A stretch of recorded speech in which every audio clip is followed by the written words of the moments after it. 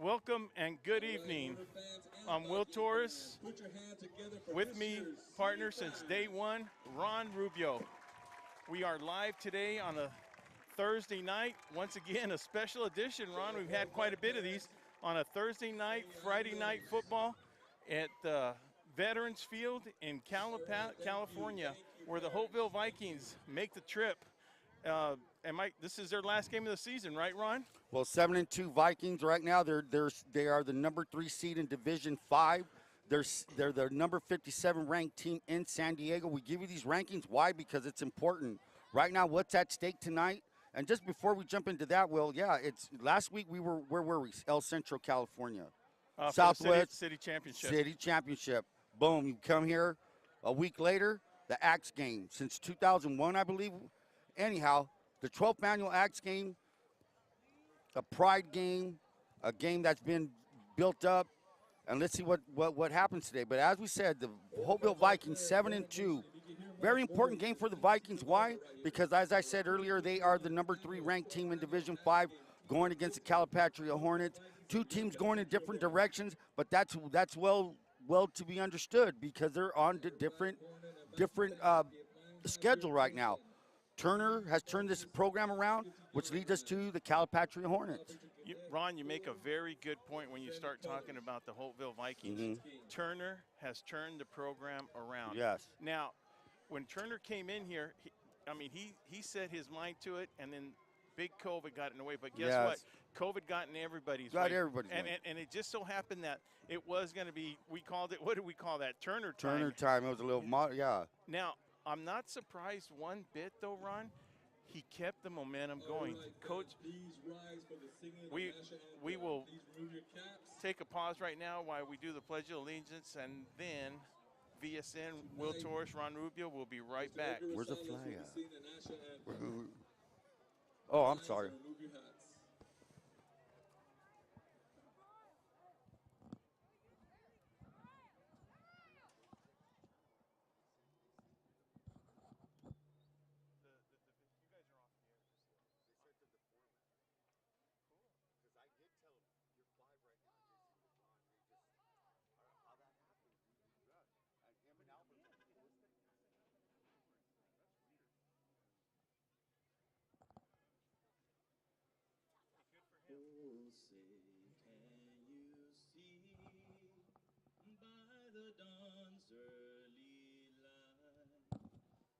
So proudly we hail at the twilight's last gleaming, whose broad stripes and bright stars through the perilous fight, o'er the ramparts we watched, were so gallantly streaming, and the rocket's red glare, the bombs bursting in air, gave proof through the night that our flag was still there.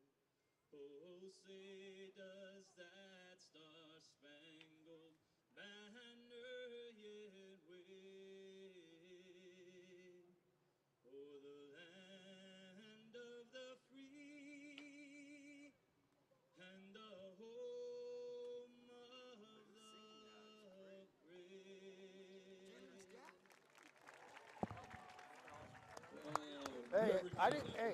That was actually beautiful right there. Ron, as you were saying, on the Holtville Vikings. On the Holtville Vikings, as we said, Turner came in, turned the thing around, and we were comparing it to where the status of the Calipatria football program is. However, Turner's just turned it on, kept the things going.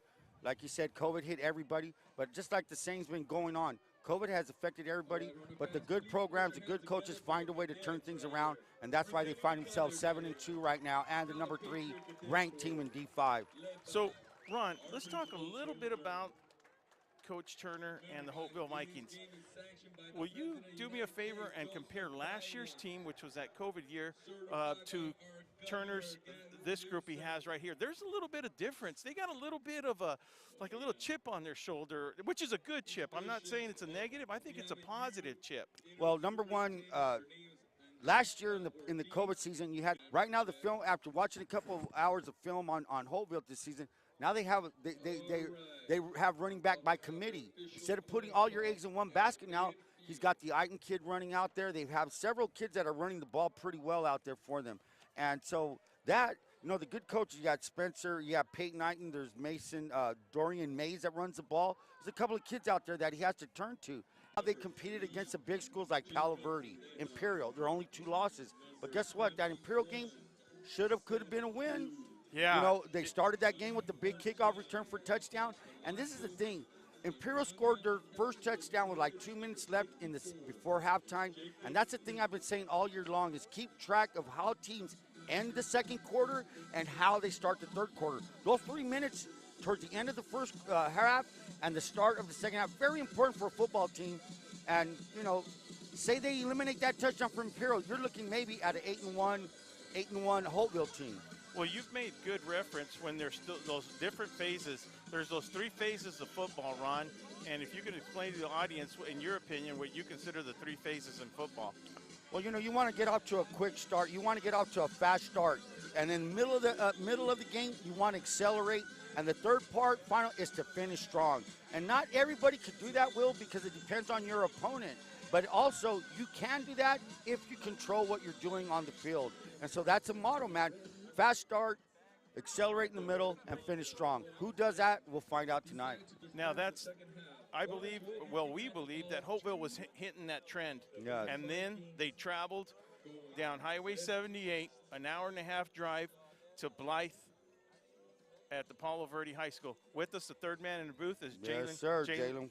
Jalen Flong. Jalen, you were at the game. Explain to us what happened to Holtville that night. Or tell me, tell us what the difference was. Was Holtville an off game, or was Palo Verde that good?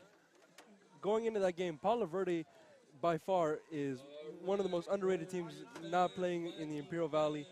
Their line play is absolutely superb, giving the running backs Xavier Bejaron and Marcus Macon plenty of time to make moves and score a lot of touchdowns.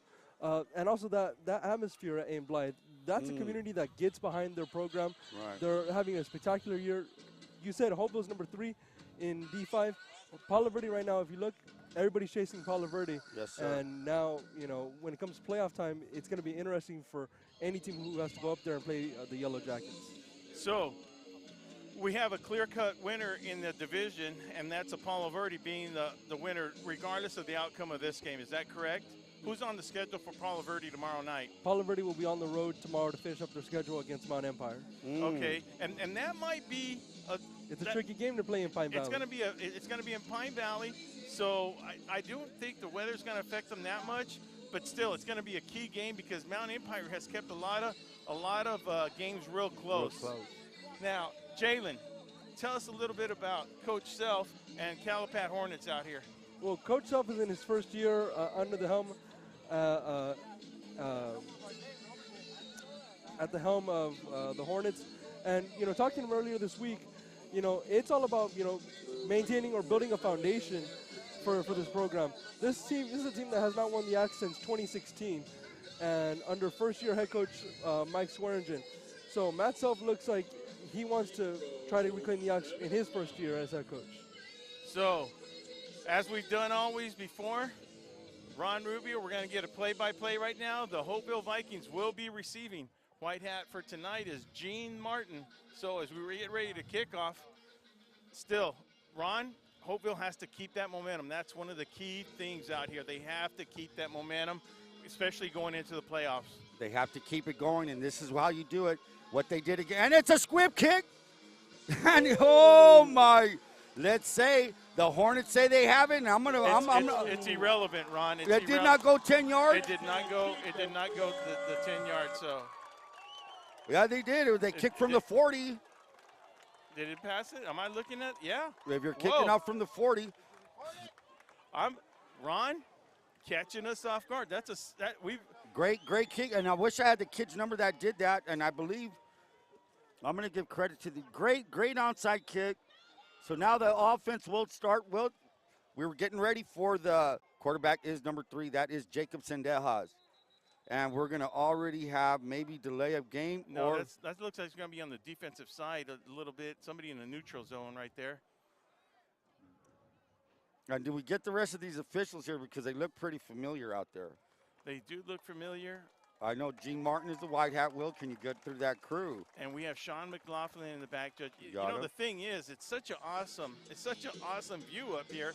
But, you know, we're going to have that same situation as we did. No, at least these numbers are dark compared to the last week's Last week Southwest was Eagles. very tough. So here we go. Sendejas under center. The give is, no, it's not. A good fake read by Sendejas. Sendejas falls forward. He faked a good read. And he pulls the ball. And that's, you know, that's the trend offense now. Trendy offense is the run option. If you have a shifty quarterback like number 3, Jacob Sendejas, you pull that ball at the last second. Great read by Sendejas. So now we have a 1st and 10. Ball now at the 37-yard line of the Vikings. Vikings a little bit shocked, but you have to recover. Well, actually, it's a very positive sign. I mean, I'm still glad to see that they got that onside kick, you know. Hope they'll catch him off guard a little bit. They gave us a number 15. I don't have his number. Angel Morales on the take. Morales will probably get a gain of 2 on the play. 2nd down and 8 from the 37-yard line. Well, we got to admit it here. I'd like to give big thanks to the Holtville community, everybody here at the Holtville Unified School District, Ron, for a welcome. I know Joaquin and I were here earlier, treated good. Ted Hughes, like to give a big thanks to him, the AD of Calipat High. Motion. Sendejas looking. He's throwing a slant intended for number 17 and broken up really good by number 9, and that is Dorian Mays. Dorian Mays is a senior, playing strong safety tonight. So incomplete pass, not a bad pass, well played, good route. 3rd down and 10 for the Hornets. So, Ron, as a coach, what's a play that you would run up for the Hornets right here in this situation? 3rd and 10 right now in this field position. I wouldn't try to get everything in one jump. I would probably say let's go 2 plays to make 10 yards. Can't get it all in one shot. You're in no man's land. If you punt from here, chances are you're going to kick it in that end zone. Sendejas rolling to his left. He's at the 35. He bulls his way up to the 30, and they're going to spot him out of bounds. And they say up to the 32-yard line. It's going to be 4th down and 5. So they got half of what they needed, Jalen. So now we're looking at a 4th and 5. 4th and 5 for the Hornets at the 32-yard line. 4th down and 4.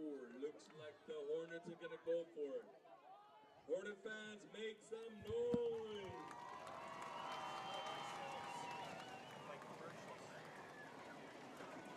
Sendejas looks like he's in shotgun formation right here. He's going to set a man in motion. They're not listening to him. They were supposed to set motion, a quick pitch out, and he's going to, that's number 30. Number 30 is Alex Fernandez. Fernandez short of the 1st down. And I think Sendejas was trying to send a guy in motion. That motion should have taken away a defender with them. And instead, nobody went in motion. They ran the play to that side. They had too many defenders to block. Jalen, were you with us when we went to El Cap and Calipat had that first game?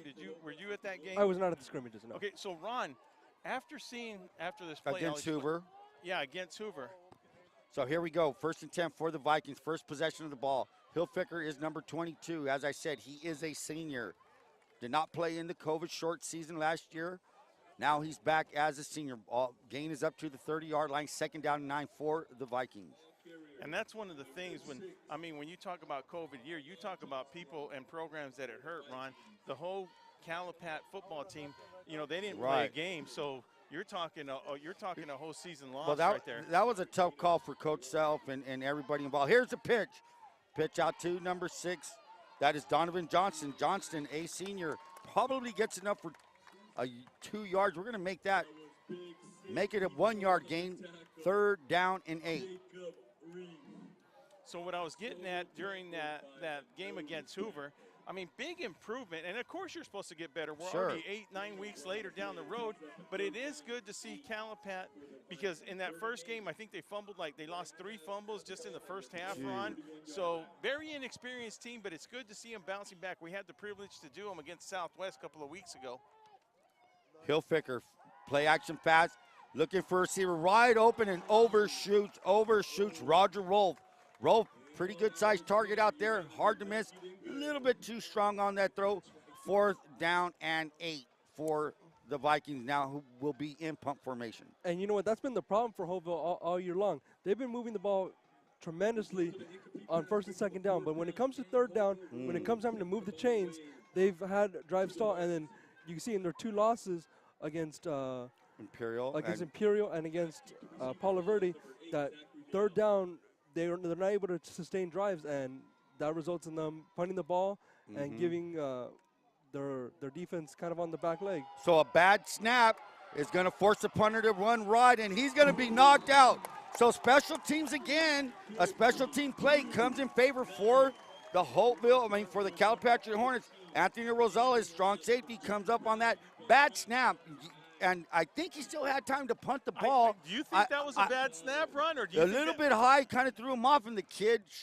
I mean, that's the best thing to do, though. Just fire. You know what? Fire and see. But I'm wondering about that, if that was a call. But if you're saying it was high like that. It looked like a high snap. It probably threw his timing off, Will, but he still had time to recover. But, hey, like, when you're under fire like that, you know, man, you're going to go.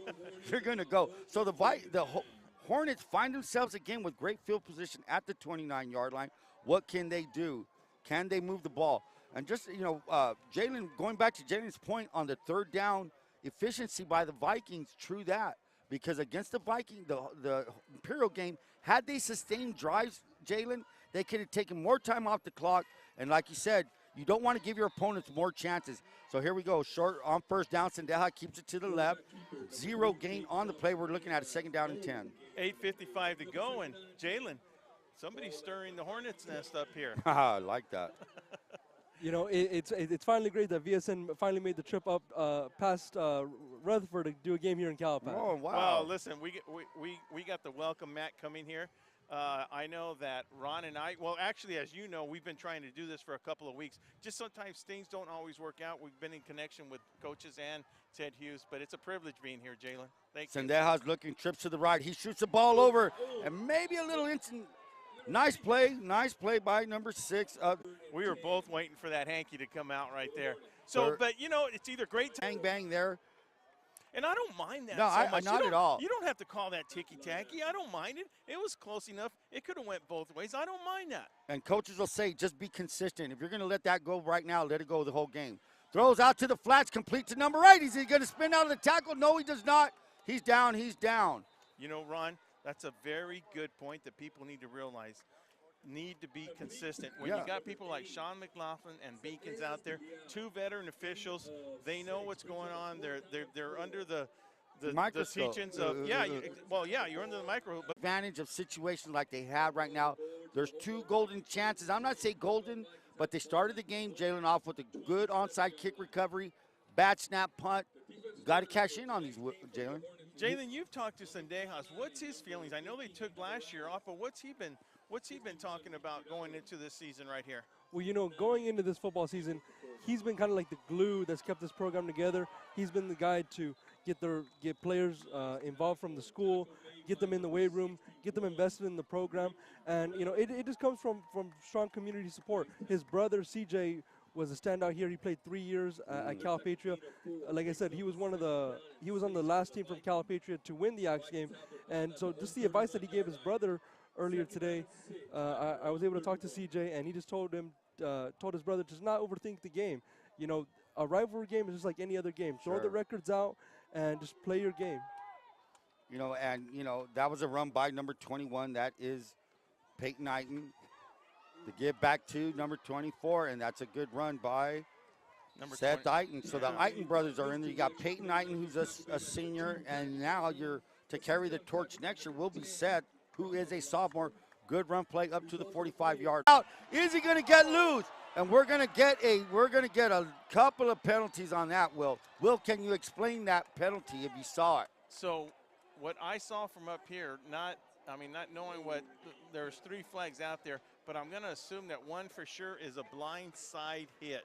Okay. So when he was chasing the quarterback right there, as you know, his eyes were straightly on that quarterback. Right, did not see the blocker coming. Is that what the and he deal didn't is? see the blocker going by there, and then boom, he got, you know, it's a safety rule. You know, it's one of those things, it's a safety call. So it's a personal foul, and it is going to be blindside. So that's going to negate a big scramble run, and, you know, that scramble, it could also be, yeah, Hilfiger, he's not a fast kid. He's a big boy. He's running around defense on the other side. So a little breakdown by the defense of the Hornets. They get bailed out with the blindside hit. Is that what they're calling it? Yeah, Ronnie, something interesting. I'm going to see how many yards they mark off on here. And it's from the point of the foul, right? Spot foul. Because I think there might be 2 unsportsmanlike conduct on this. Well, there was 3 flags, man. I know, right there at the point of contact, and then something else. So right now, Ron, we are looking at, it was previous play was 2nd and 5. Let's see how much they mark off. Because look, right now, this is the first penalty that he's marking off right here. Okay, and now, and since they're inside the 30, they're going to go half the distance. So there was 2 penalties. So on you can charge a team 2 penalties. Dead ball foul, unsportsmanlike conduct. So the blindside is live ball. It's live. It's a live, but you call it as a dead ball because it's a unsportsmanlike conduct.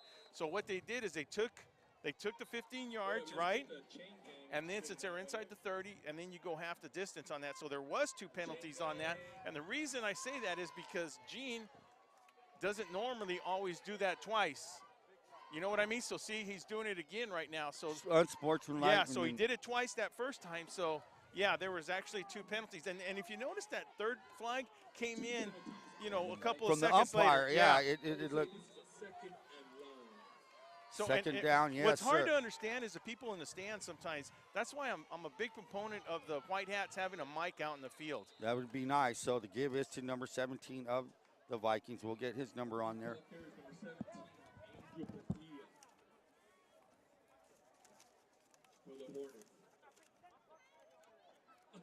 Vikings. We're being attacked by the crickets up here. Close the window. That's a first hearing Mr. Fong afraid of a cricket. Vikings have the ball at their own 20-yard line. Hilfiger, little option off to number 21. Eiton at the 25, 27, falls forward. So 2 plays. Gets them up from the 7 all the way up to, let's see where they're at now. They're going to spot him at the 28-yard line, making it a 4th down. 4th down for the Vikings. And this is not the start Coach Turner and the Vikings want. Right now there's, what, 3 something left in the first quarter? Yeah, there's 3:44 left in the 4th quarter, and in the first quarter right now. But Ron, Jalen, look, this is something. And Ron's been in this situation. The one thing you don't want to do, Jalen, you don't want to come in here overconfident. 3rd series, and it's going to be at their own 48-yard line. Man, give that to me any day. Give me that territory any day. And what would you like to see the Hornets do right here? Right now, you know, I would keep them a little bit unbalanced. Why not throw on 1st down? You know that Sendejas can run the ball well. Throw on 1st down, back them back. Make them align that defense a little bit different, because if you throw a pass, even if you don't complete it, they've almost completed 2 passes.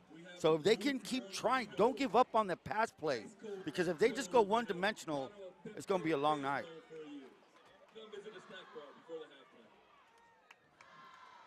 So the Viking defense on the field, ready to go. Zendejas now is under center. Under center motion, and we may have an offside. So now, this is something that really will drive a defensive coordinator crazy, is when you have your defensive lineman just jump off, or whoever just jumped off. Number 7. False start on the Hornets. False start. It was on the Hornets. So illegal procedure. Looked like, well, they made number 7 jump off. It was my bad. Looks like that was number 8, Zachary Leal. For your Hornets at their own 43. So they back up to the 43. Still good field position for the Hornets. Now instead of 1st and 10, it's now first down and 15 yards to go. Sendejas under center. Motion. Clears the field. Is it's yo-yo motion? Yes, it is. And that's Sendejas. A little bit of a misdirection fake and just keep the ball and for no gain. Quarterback keeper gain of 1 on the play. Second down. Second down and 14. They're going to give him a yard on the play.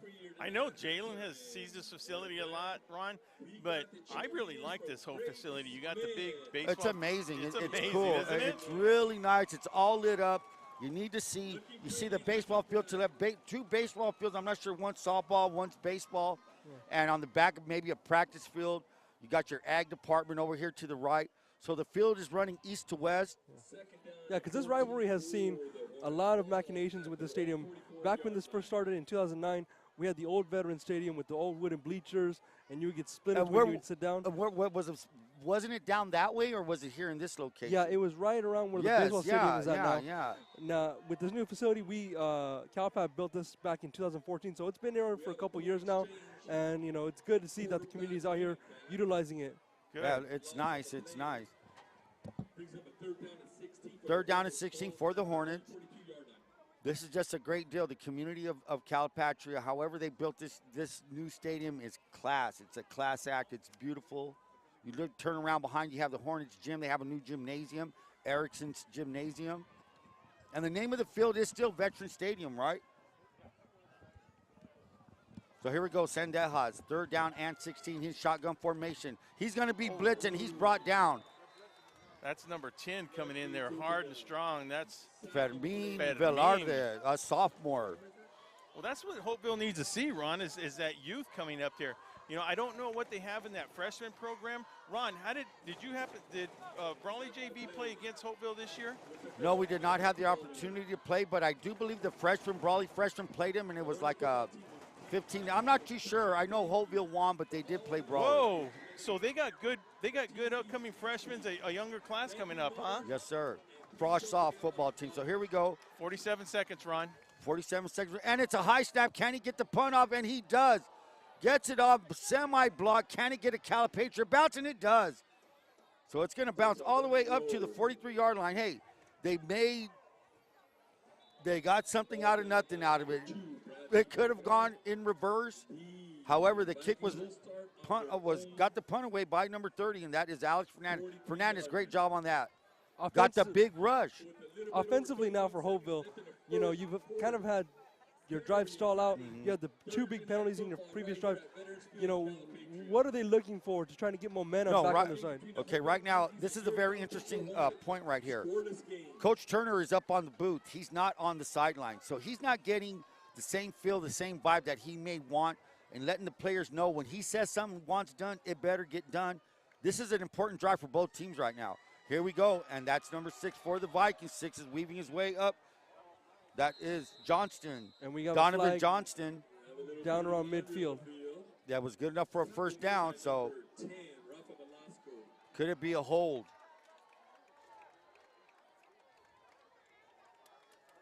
So as I said, to answer Jalen's question, it's an important drive for both teams. Very important for the Vikings. Why?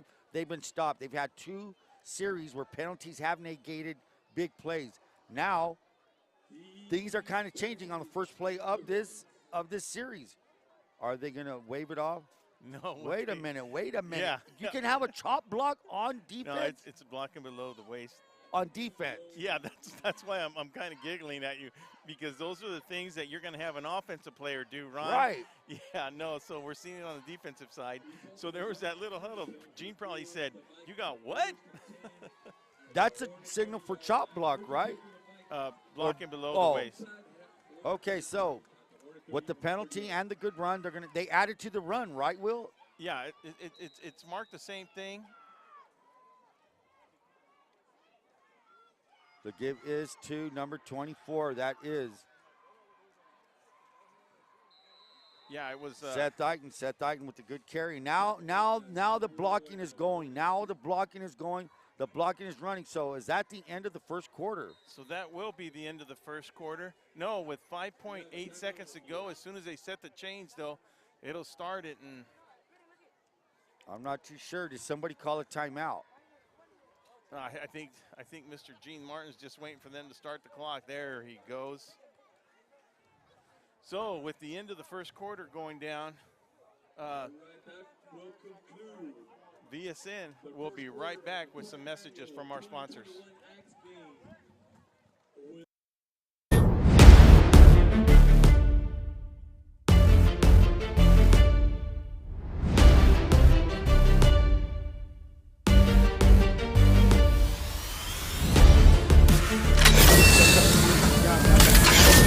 Back to the 25, 35, cuts to the right, 40, 45, and he's going to make it all the way up to the 49-yard line. So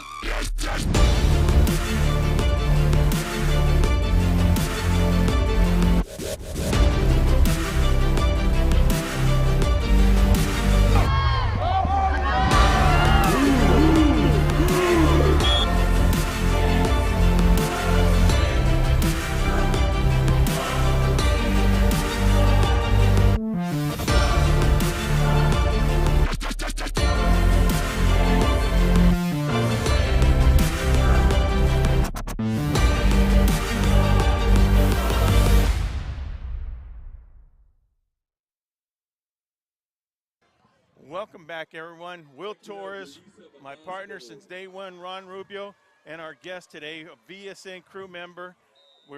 We've been so thrilled to have him, Mr. Jalen Fong. He's actually up in the booth today. Usually he's down on the field. Back to you, Ron. And here comes the Vikings. Give to Donovan Johnson. Johnson comes out of the backfield with a good run. As we said, now they're starting to find their groove, trying to get in their traction is what the Vikings are doing on offense as the run leads them up to a good gain of maybe 4 yards, making it 2nd down and 6 from. And now do we have a defensive timeout? Yeah, Matt Self was running guys in and out of the field, and it looked like there was a little discombobulation, and so Self has to call a timeout with. All right, so Jalen, rule number 1, don't use big words like that, okay? That's going to be rule That's going to throw Will off. Yeah, that's going to throw me way off. Let's just. I like that. Just keep saying it so I can learn it.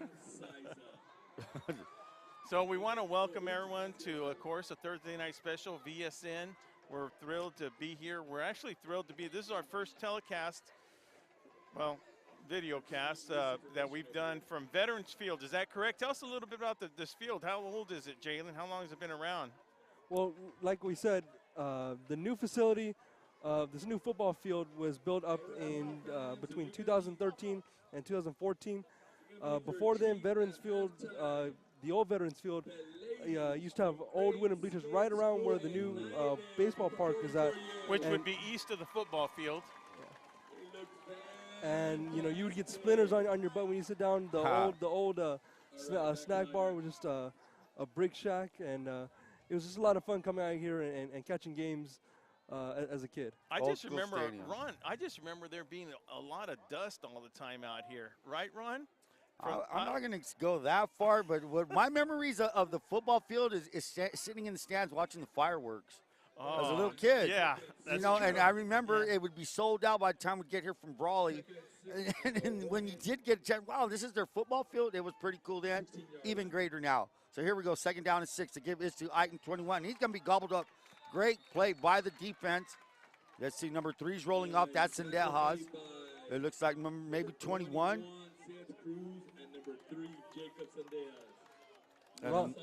Ron, we have that situation again now. Now the Vikings will have a 3rd and long. They look like this is probably been their best drive of the game, and we'll see what they respond with to try to keep it going. Well, it's 2 plays to get this 10 yards. 4 down territory, back reverse to Eichen. Eichen's going to find his way up to the 10. Big play. That's something that set Eichen on the carry. That's kind of like, what would you call that? Not a crossfire, an actual cross. It's kind of like a counter because you're faking going right, and then you're countering back with the wing guy. So 4th down and 2, they're going to go for it. Can the Hornets hold? They must hold.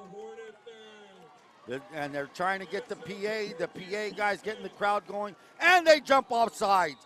Watch the ball. That's one thing, I mean, as an announcer, as a coach, drives you crazy. Just watch the ball. Instead, you give them a first down, first and goal for the Vikings. And Ron is a big proponent of that. Let me tell you the reason why is that Ron knows that all offensive linemen and defensive linemen, they're not even supposed to be listening to Never. the cadence. No, Never. you've got one responsibility, Ron. Let our public know what that is. And the responsibility for the defensive lineman is to watch the ball. Watch the ball. That quarterback is not your quarterback. You're not going on him. And to give us to number 6, he's going to find his way to the end zone. So touchdown, Donovan Johnston, senior, weaves his way through. First score of the night. That's Mr. CIF wrestling champion right there. So with 10:20, I'm not too sure how much time is left on the clock. I will be the official timekeeper. That's 10:25 to go in the second quarter, Ron. How are you guys seeing the clock? You Well, can see it. I can actually see it pretty good. Good one. That's the reason I gave that question, because I can't see it. And if I lean any forward, I'll fall 100 feet. So here we go, going for 2. The direct snap to Johnson. So Johnson gets 8 points in a matter of 5 seconds. So that being said, at the end, I mean, with 10:25 remaining in the second quarter, we now have the Holtville Vikings 8, Calipatria Hornets 0. Now, Jalen, Ron and I, we've been to Axe game. We've actually, I mean, Ron, if he wasn't actually coaching on a Thursday night, we actually enjoy coming to this game, especially back, I would say, 4 or 5 years. They were very competitive, Ron. I remember, you know, visiting Holtville, and they were always close game. In fact, one game went into overtime. I forgot what year it was. I would say 2011. 2011. Yeah, they're just good time. It's just Calipat, Jalen, is going to have to catch up a little bit. I know that last year hurt them, and like Ron always says, you know, when you start building that program, you're in a tough situation from day one. So, you know, what do you see Calipat? One of the things they're going to have to focus on to keep this program, to build it up. Well, primarily it's the lack of kids, getting them out there, Yes. getting them motivated, and primarily Calipat's a basketball school. You can see it both in the boys and the girls program. They have no problem getting kids out for those sports, and you know that's what this town is most predicated on. It's a basketball program. That's where they have the most history. Well, listen, Ron and I have talked about this before. Ron, there's no way you can be a one-sport athlete in Imperial Valley, right, Ron? Well, I'm going to jump on board with that comment by Jalen. I've been part of a rebuilding program. Brawley was, you know, if you're going to label a town as this, you're this and you're that, that's where a little bit of the problem is. You can't put everything on the head coach and players. It's a community. It's the school. It's the school administrators. That helps get the kids out to play football. You just can't have a coach show up. It's been a revolving door for the last 10 years.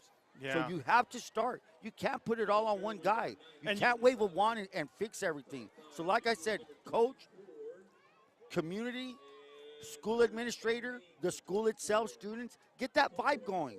Yeah, it's been a great high school basketball program, but what's wrong with building up this high school football? No, we have a good crowd in front of us right here, Jalen. It's a very good crowd as we see Seth Eiton make the tackle on that. And like I said, that's little Eiton making the tackle. You know, he's going to be a playmaker. And like Ron said earlier, he's only a sophomore. Carrying the torch. Ron, good crowd, good atmosphere right here. Yeah.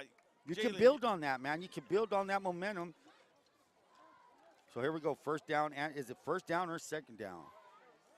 This will be first and 10, Ron. First and 10 for the Hornets. Sendejas is going to pull it. He's going to run to the left side of the line. Finds a little bit of a crease and good enough for a gain up. Let's give him 4 yards. Second down and 6. Hey, Calipat Hornets can live on 4 yards, Ron. There's nothing wrong with that. But you know what the key is, Ron? To do it back to back. Back to back. Let's not make any mistakes. Let's not jump on illegal procedure. Let's just move the ball. Let's throw it around. Let's get some yards. Keep the ball out of Holtville's hands right now because they found some traction on their offense. Sendejas is looking. He's going to have trips to the right. Now, out there watching this game, folks, check out Calipatria. They have, I'm looking at maybe 2-3 different formations, whereas the Vikings will just stay in that one little set there. So here we go. They're showing blitz. They're coming. Sendejas gets it out quick, intended for number 8. Incomplete, and that was Zach Leal. A little bit high for Leal. Incomplete. Third down, and let's say 6. I do want to mention the key eye of Mr. Ron Rubio. This is some of the things that he does. He did notice that Coach Turner, when he did come up to the booth up here, up on top, he did not come down. No, he's staying up there, a new little twist. Maybe something just to give him a different point of view of what's happening.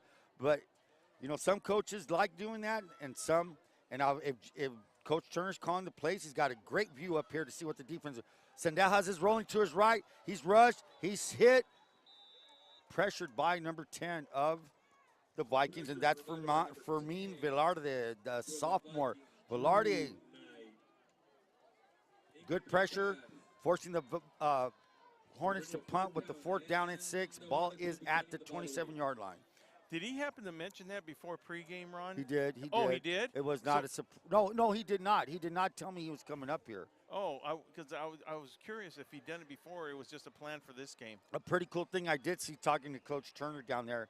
There's a little tradition he has before the game. His daughter, Haley, brings him a Coca-Cola. So that's a little pitch for Coca-Cola. So I expect about 5 cases at my house. A good punt, a good roll, all the way to the 48-yard line. Well, the one good thing about the Hornets, Jalen, they better have a good punting game, you know, if they want to keep up with these Holtville Vikings. Because, listen, Holtville Viking is on top of the pack, Jalen. I mean, that's the truth, it is. But Coach Self still has to come out here, and he has to, you know, show the people. And not only that, like Ron said earlier, he wants to show this community to be a competitive team for, like, next year. Here's Eiton. No, it was not a fumble. Gain of maybe half a yard. We're trying to see the spot. No gain on the play. So now we're looking now a 2nd down and 10 for the Vikings. Critical situation right here. Critical series for the Hornets. You don't want to let these guys get ahead by 2 touchdowns. Right now at this point, you haven't moved the ball well to be competitive. You have to hold them on defense right now. 2nd down and 10.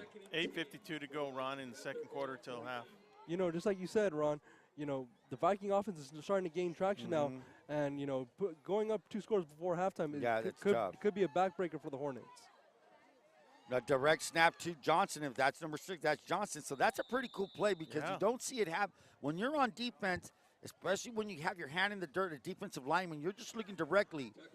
You're just reacting and expecting the ball going to the quarterback. Instead, it goes to, I'm going to say, the up back.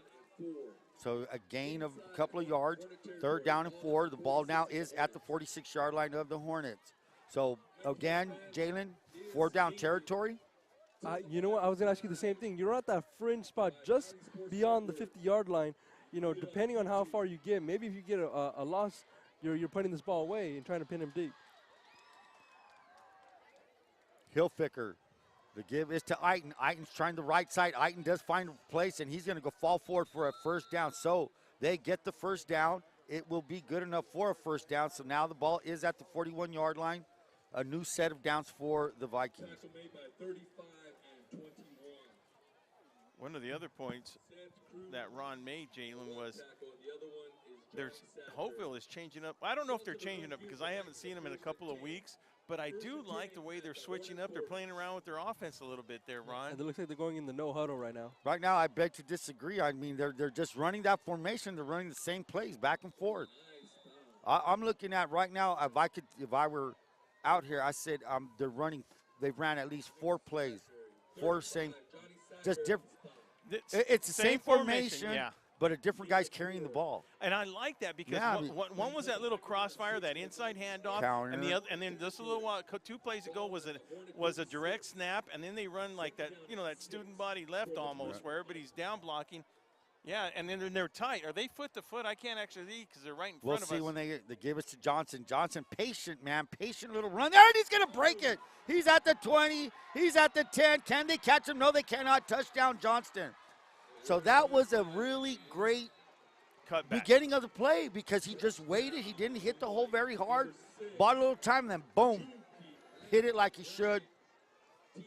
Touchdown, Vikings. Well, and Ron, there's one of those things that I love to see as a running back, as you know, you know, your favorite position, the running back. When you have somebody that's actually physically strong, but then actually have that patience, the mentality to actually read that block like that, it's just a, you know, it's. I don't think it's one of those things you teach. Or No, you know, you can advise a kid to do that, but it's a matter of applying it, and he applied it very well. Good play by Johnston. The give is back to Johnston. Don't tell me he's going to rack up 16 points, and he does. If that's number 6 on the ground in the end zone, Donovan Johnston with another 2-point conversion successfully. Yeah. So as we said, now we find 16-0 Vikings. So 6:26 to go till halftime.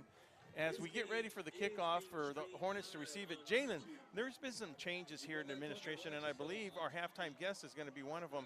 What are some of the changes that have happened here at the Calipat Unified School District down here? Well, recently Calipat promoted a interim superintendent, Analita Ortiz. You know, her children, you know, I've grown up with. They played sports throughout the community. Analita's a great person in the community to, you know, gather people around and gather support for all the athletic teams. So she's a really good representative of Calipatria, and, you know, what we're trying to move forward to with her as right now the interim superintendent. You know, hopefully, you know, she'll have that interim tag removed shortly.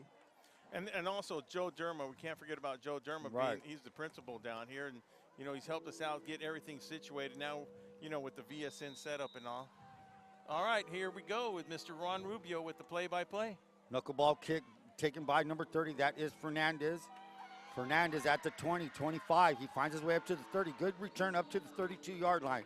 So if you can get the ball past 25 and up, and we may get a late hit on the Hornets. That was just so unnecessary. Unnecessary. Yeah. I saw it from up here. You get a Plays good over. kickoff. Let's Yeah. get off. Let's get off the field. And hey, man, yeah, I can understand tempers flaring up, but you have to realize if you're the Hornets, you can't afford to make things worse for your team. You have good field position. Let's not go backwards 15 yards. I mean, you could see it from way up here. It had nothing even to do with the play right there. Play was over, basically. You got to pay attention.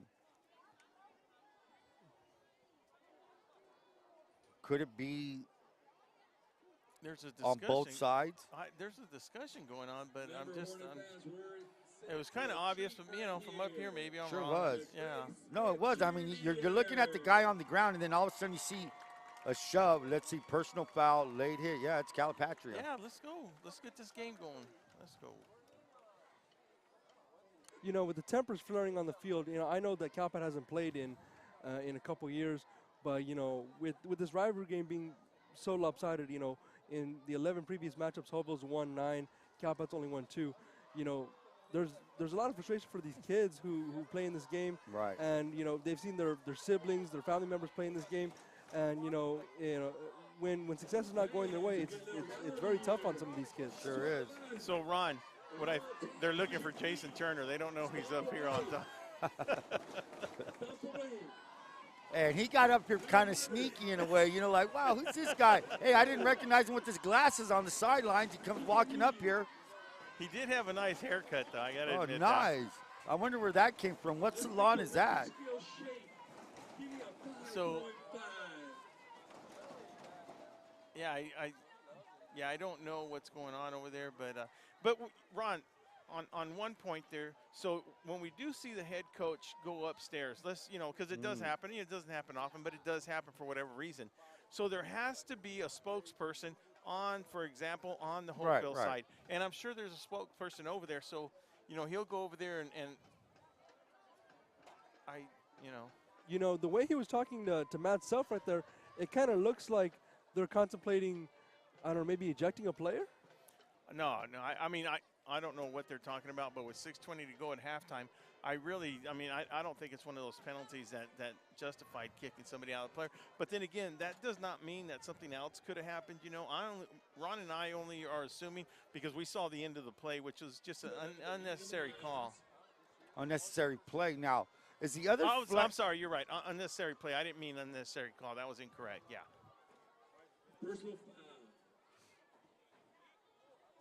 Dead ball. Unsportsman.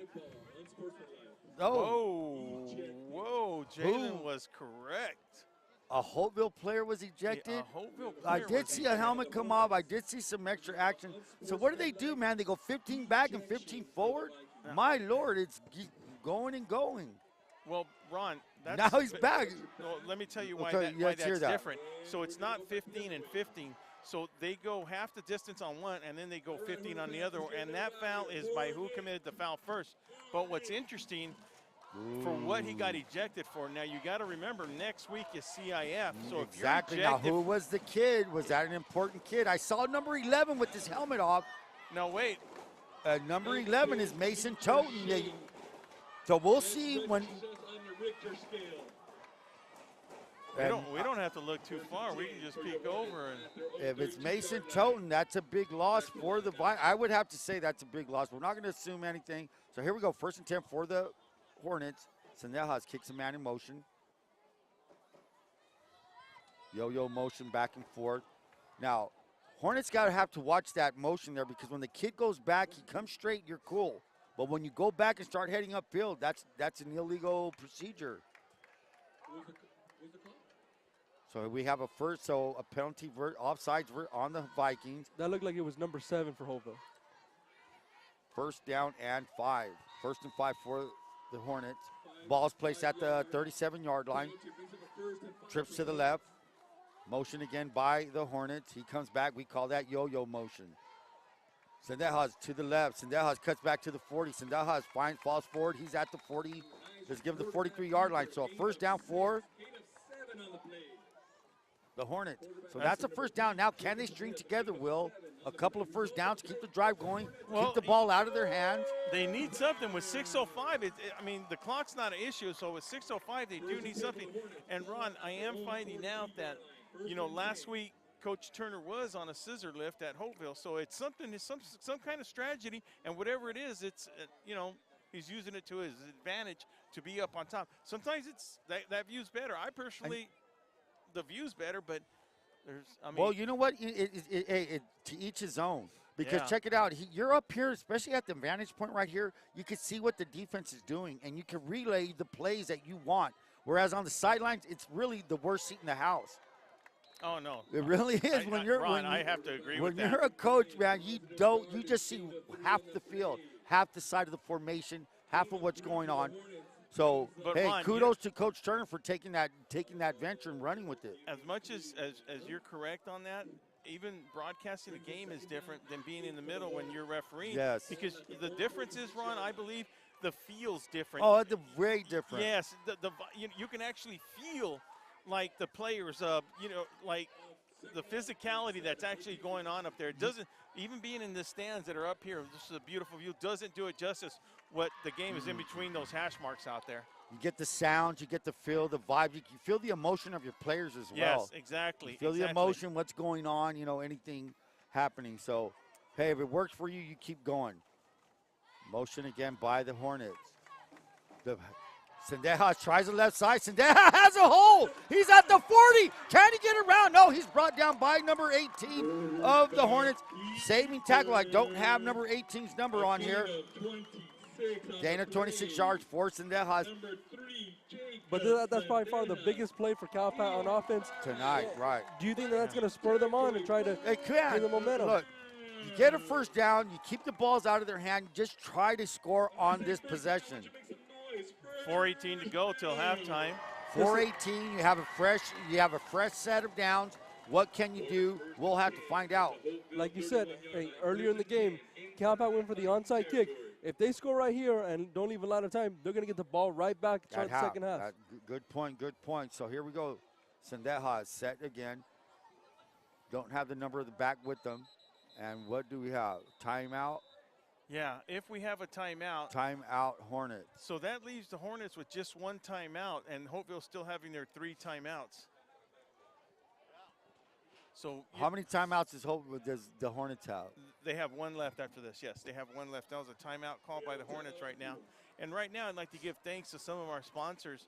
The Dom team for all your real estate needs. make sure you give Andrew and Doug a call, located in El Centro, for all your real estate needs, whether it be residential or commercial. It's the Dom team. Hart Insurance, located in Brawley and El Centro. Liz and her gang, I can attest, like I've always said, to that. They will help you out with all your insurance needs. Make sure you give Liz a call at Hart Insurance, 760-344-1400. Who else you got on that vendor list? Gave him Juanita. Just keep rolling. You're on a roll. That's really good, Will. Just a reminder, the town pump is now open for all your dinner reservations. Make sure you give the town pump a call, and I will have that number as we get ready to start after this timeout. Let's see what Self has special cause. I mean, we saw an onside kick to start the game. So 1st and 10 for the Hornets. The ball's right outside the 30-yard line. We'll say the 31. Left hash, wide side to the right of Sendejas. Single back is 30. Fernandez. A slant! Little bit thrown in, a great catch! What a catch. Is that number 9? Great catch. I want to know, is that Zach Leal? Jalen, can you help me on the call there? It is Zach Leal. Great catch. Wasn't a perfect throw, but catchable. And the kid made a great catch. You know, he's a go-to target for Zendejas. You know, they're the same age. They've been with each other for the past 3 years in the weight room, getting the kids motivated, and so it's good to see them with that connection. So that's the thing, just like you just said, you know, you have Leal out there, you have Sendejas, who has tradition with his family in the Hornets. Build upon that, Calipatria. If you're not a family that hadn't had a football player play before, encourage your nephews, encourage your sons, your cousins. Come out and support these kids. They need it, man. The Hornets need numbers, and that's how you build a program, guys, through your family, and you become a family as a community. Here we go. Motion by Leal. Leal's coming back. Sendejas going to get the snap. Sendejas going to try that left side again, wide. Cuts back, good read, and he's going to fall, and we're going to get a flag. Oh, and just now, as they get the ball inside, so now they're telling, now one thing they're doing is telling the chains not to move, so that usually means trouble in paradise, and that's true. After, you know, Sendejas sees that left side. He saw it open about 3 plays ago, Ron, and he tried to go there again. And this time, he didn't gain the same yardage as the other time, but he still got positive It was a yards. positive yards. Well, I'm not sure what the penalty was. It's going to be holding, yeah. It was a holding. So spot from the spot of the play. I mean, spot of the foul. Second down and 11. Second down and 11. Now, if you hear an echo in the background, that's Mr. Fong. Mr. Mike Fong. Mr. Mike Fong, and you know he's related to Jalen Fong. He's a pillar in the community of Calipatria. You know, he's actually a board member, Ron. School board member, right on. So Fong is a very strong voice here in the community and a strong voice on the PA. As we look to the north, we're looking south. So like as I said, the field runs east and west. Our view is south, looking towards Brawley, California. Sendejas, accompanied by Alex Fernandez, number 30. Motion by Leal. Leal's going to yo-yo back to where he started. Comes up. Sendejas with another slant, and it's picked up by Aiton. This is not what they wanted. So Aiton is going to pick it off. Good defensive play. Read it. If you're going to throw that pass, lower it. Throw it more on a rope. Don't hang it up. Great read by Aiton. Hey, if you could score on defense, you score on defense. A deflating play, yes. So now, and I think Ron deflating is worth with 2:04 left in the half. With 2:04, this is the third touchdown for the Vikings. 20. We got a big old tree in the way of the scoreboard there, Ron. 22-0 now with that. So that, man, the thing is now for Calipatria, come back, get that drive going again. You can't hang your head. Otherwise, the Vikings going for 2. Hilfiger at quarterback. Johnston is in the backfield.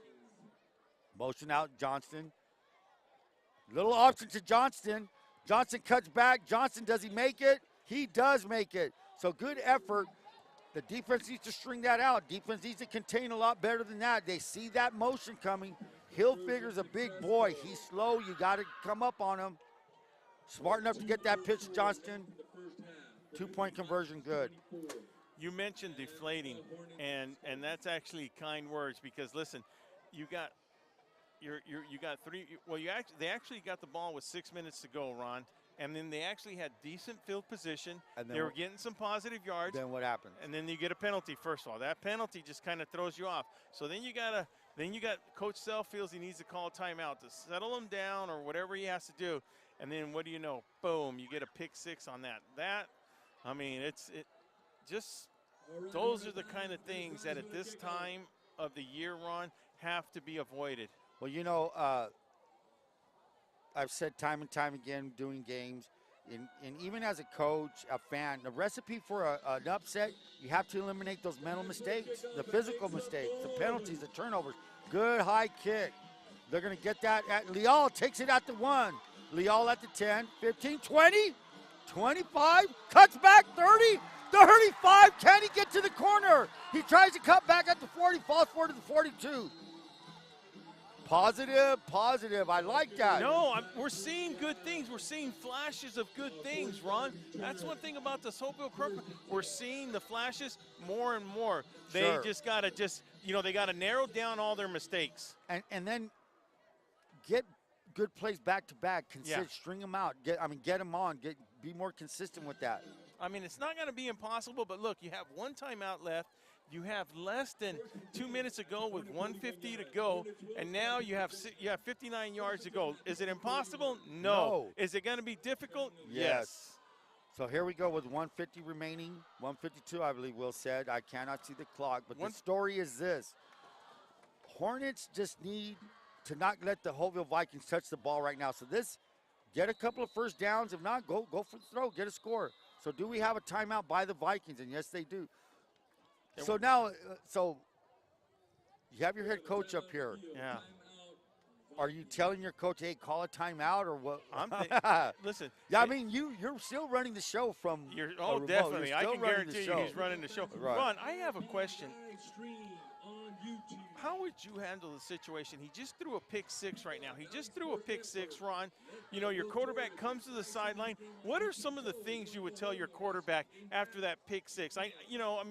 As a coach, what would you do, Ron? First things first, keep your head up. You're a senior. First things first, you're a senior. Okay, we'll come back. Hey, be bold. Let him throw another pass. Yeah, let him throw a pass right now. Hey, you know what? Short memory. Now you've been doing this, man. We'll throw this. Give him an easy pattern. Let him complete it. But right now, if they're not going to score, keep the ball away from Holtville right now. Go in, 3 touchdowns, down by 24. You get the ball right now. You're going to kick off at halftime. They were moving the ball. There are some things going on that are good. So with 152, Jalen, very deflating, like Coach Ron just said. Back to live action. 1st and 10 for your obviously that's not what the Hornets needed right there. But now you're not necessarily focused on scoring. You want to just try to get positive momentum, get ready for the second half. True that. Bigger picture you're looking for next year. Here we go, Leal, motion. Sendeja's going to keep it, tries the left side. No movement on that line. They falls forward maybe to the line of scrimmage. It's going to be 2nd down and 10. Now the flank on the other side. Who is the other flank? Now could that be? A little bit over a minute left in the first half. Could that be Gabriel? But I don't want to say Uncle Gabriel, but I will. No. Gabe Castro. Gabe Castro will be doing the Bell game tomorrow.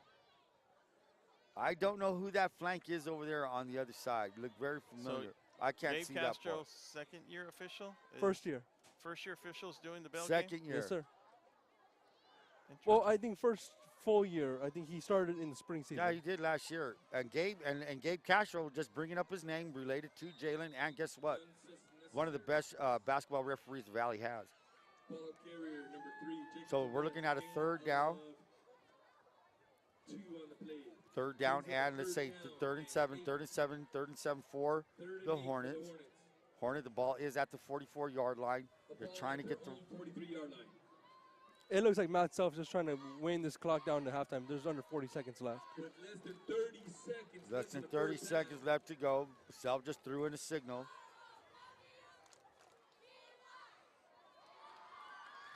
Do they have to run a play, Will, with 40 seconds? Yes.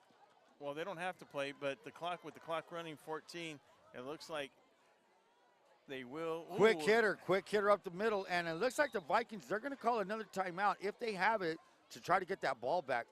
That, force the punt, and try to get a block punt. And just halftime? Yeah, just a correction, Ron, as we go into halftime. One of the corrections I made. So Gabe Castro, this will be his third year as a referee. Oh, really? Yeah. I didn't sound right, the first guy doing it official like that. So, we got confirmation that it is his third year refereeing. So, from Will Torrez, Ron Rubio, Jalen Fong, we'll be right back. We're going to have our special guest coming in. Is she still interim? Would it still be considered interim? She's still interim, yes. She's still interim? Okay. Jane's going to have a special guest, do a little interview, and we're going to be back with that, and we'll be right back. VSN will be right back after these messages.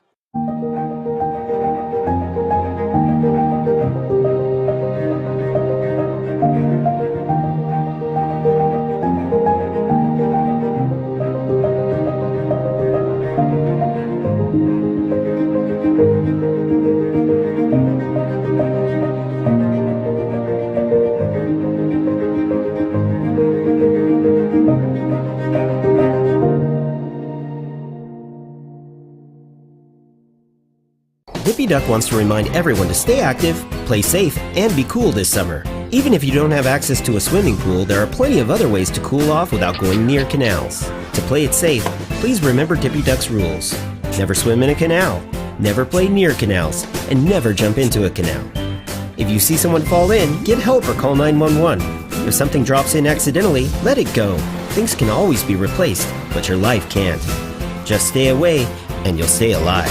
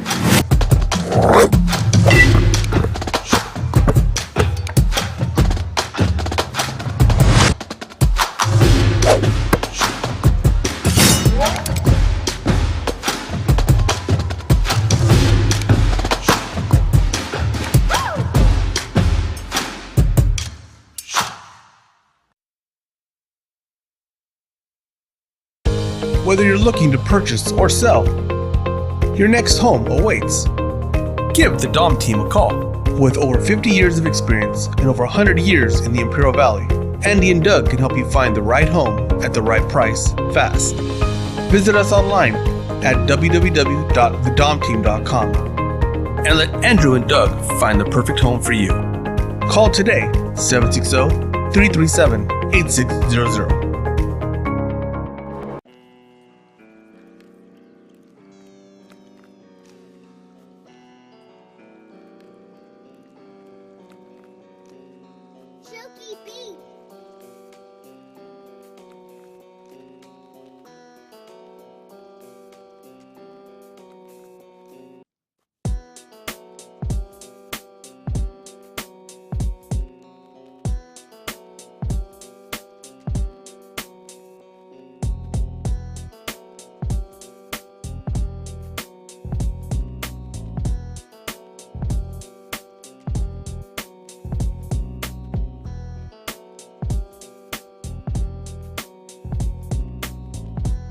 Grab your boots and cowboy hats. It's going to be a wild ride. The time you've all been waiting for is finally here. It's official. The Cowboys are back in town. The 2021 Cattle Call Jamboree, presented by the Chamber of Commerce for Greater Brawley and One World Beef, is around the corner. We are so ready. Are you? Visit www.brawleychamber.com or call 760-344-3160 for more information. Yeehaw!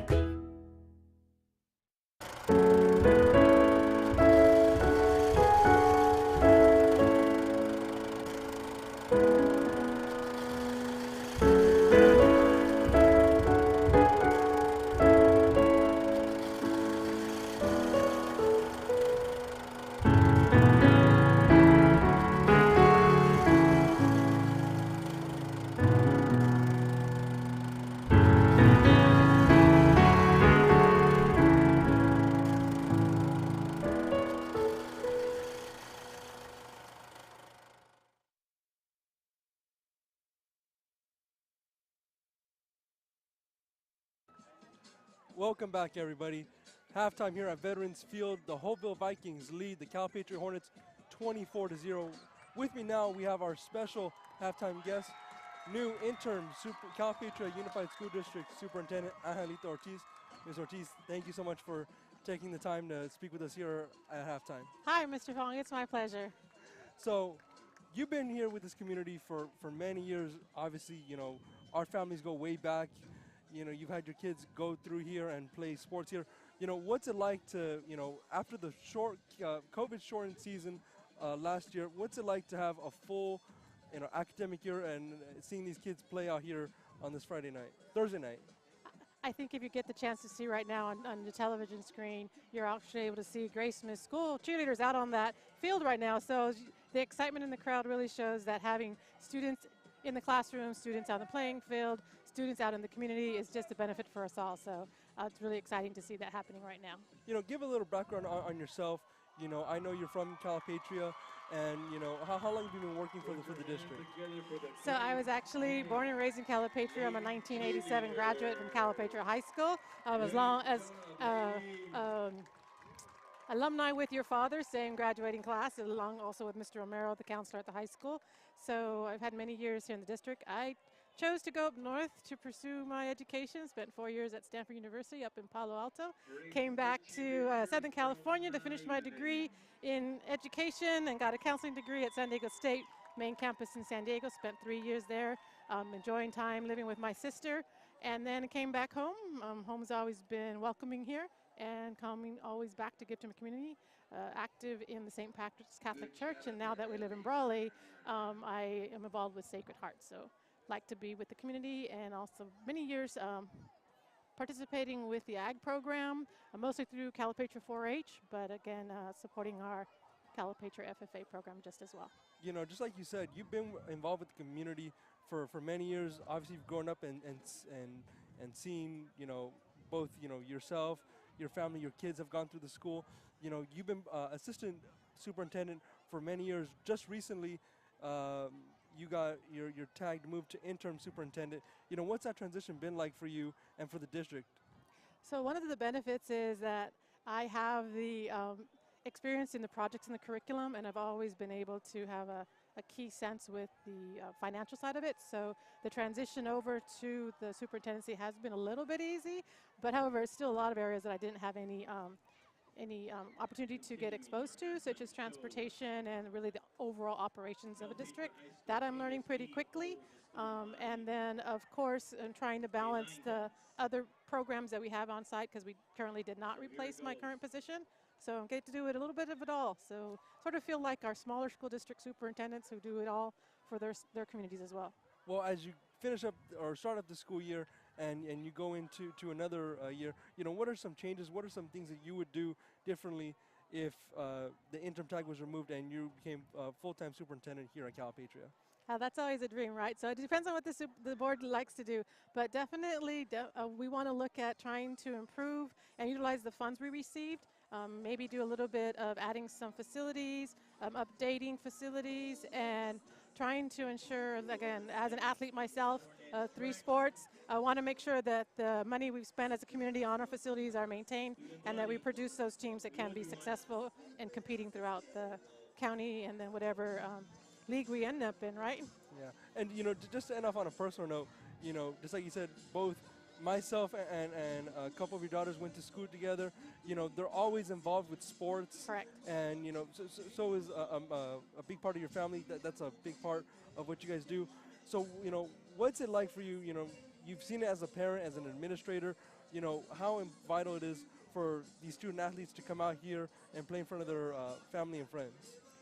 I think it's very important to be a part of any school community, whether it be in the classroom, leadership skills, or out on the playing field. I think the advantage you have playing here at Calipatria, small school, but you compete against the bigger schools. So as you mentioned, my kids chose to come here. They could have gone to Brawley. They were of age to be able to go to Brawley when we moved, but they wanted to be Hornets, and I told them, again, you'll get the experience in either which way.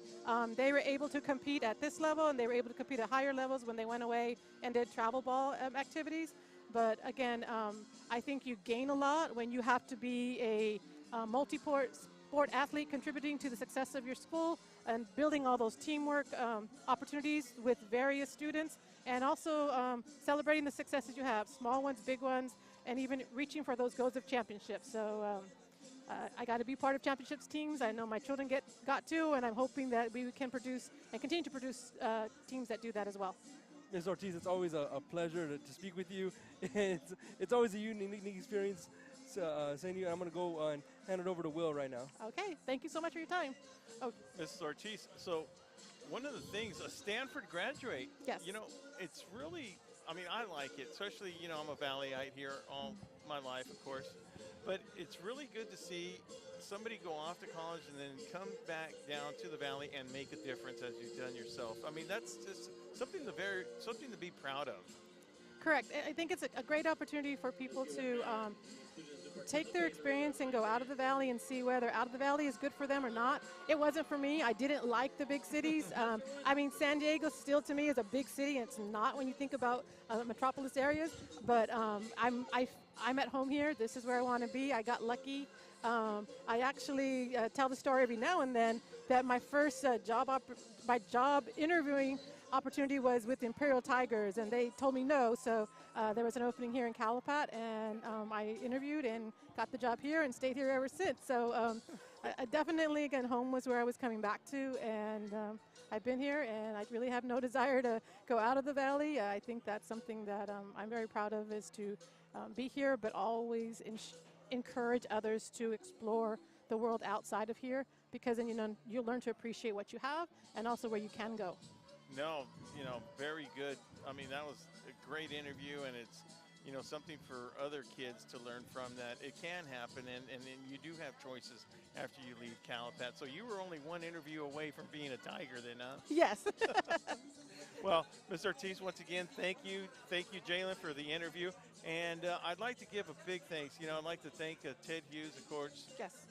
Matt Self, and people that his first name was Ernie Kidd, helped us up here, and then Mike Gonzalez for helping us set up the Ethernet so that we would be able to broadcast it live, just so that the Calipat Hornets can get a little exposure, on the football side of things. We're working on other sports for right now. We want people to see these type of facilities. It's a beautiful sports facilities. I like to look at the athlete as a scholar athlete. That's one of the things that everybody takes pride on, because that old tag of just being an athlete, that's out the window. You really can't go to school anywhere, and it's all about it's grades and athletic ability go hand in hand now. Yes, the academic field is definitely an area where athletes need to invest their time in, because the opportunities that come with keeping up their grades is 10 times larger than it is if you just try to slide by. We do set high standards here. I think we are one of the districts that has always had a very stringent probationary period, and then allowing students to play. So we take academics seriously. I know that the opportunities you have just to keep up a GPA is bountiful for you to earn scholarships and financial aid if you do pursue higher education. And even not, that it's just good. You feel accomplished when you can set your goals high and achieve those goals. And our team here, our teachers, our staff, our support staff are here to help our students, and that's definitely something that we take pride in, is to seeing the accomplishments of our students to continue on beyond our doors and beyond our beautiful facilities, to do better for themselves. Well, I know from myself and from everybody else at VSN, we want to thank you. We want to wish you the best of luck. And Thank you. You know, if it's your wish come true to take that intern tag off, you know, our best wishes to you. Thank you very much. And if I can finish, Andrés, nomás quiero dar las gracias a todos para venir y escuchando entrevista y también este juego de fútbol. No. Que tienen buen día. Y Gracias. buenas noches, ¿verdad? Buenas noches. Y el gracias queremos darle a usted, señora Ortiz, y la suerte más con la posición que está aquí enfrente de usted, que tiene la situación. Ojalá que pase lo que usted quiera. ¿Lo dije correcto? Más o menos. Que sí, más que sí. So, con eso vamos a decirle muchas gracias. Thank you, everybody. And once again, interim superintendent, we'll see what happens. Mrs. Ortiz. All righty. Everybody enjoy the rest of the game. Good night. Buenas noches.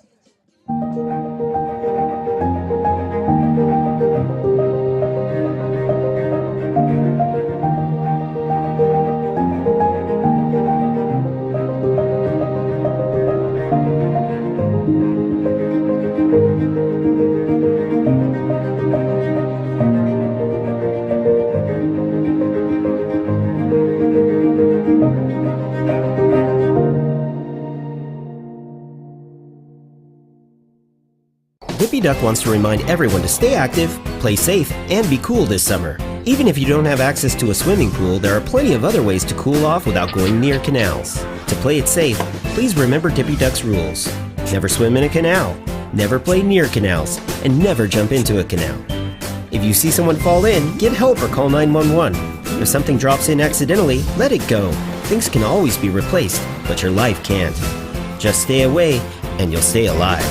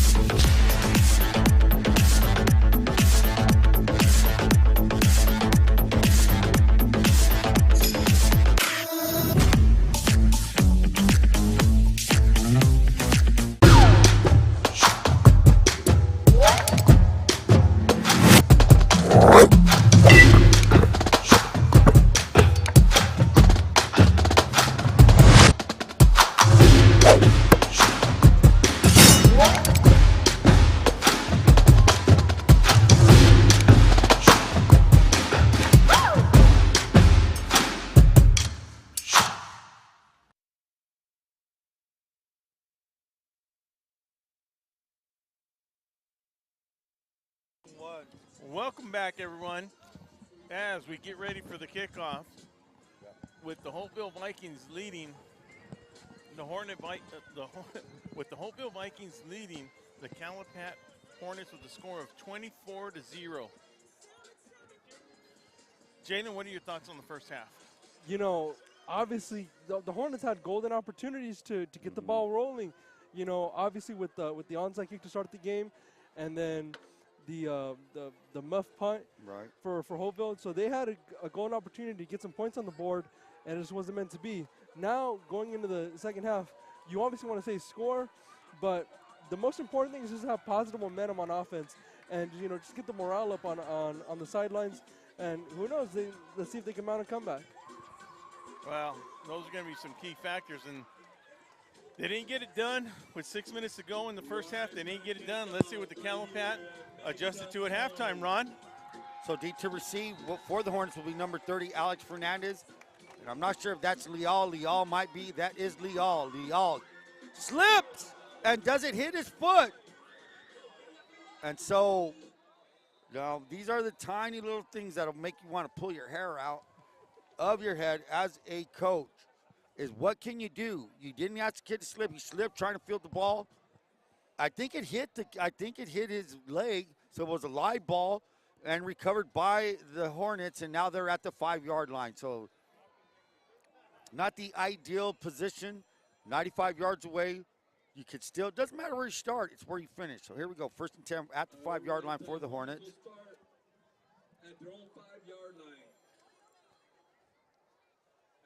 And while we have a minute, while Calipat gets ready, I'd like to say once again, thanks to some of our sponsors out there.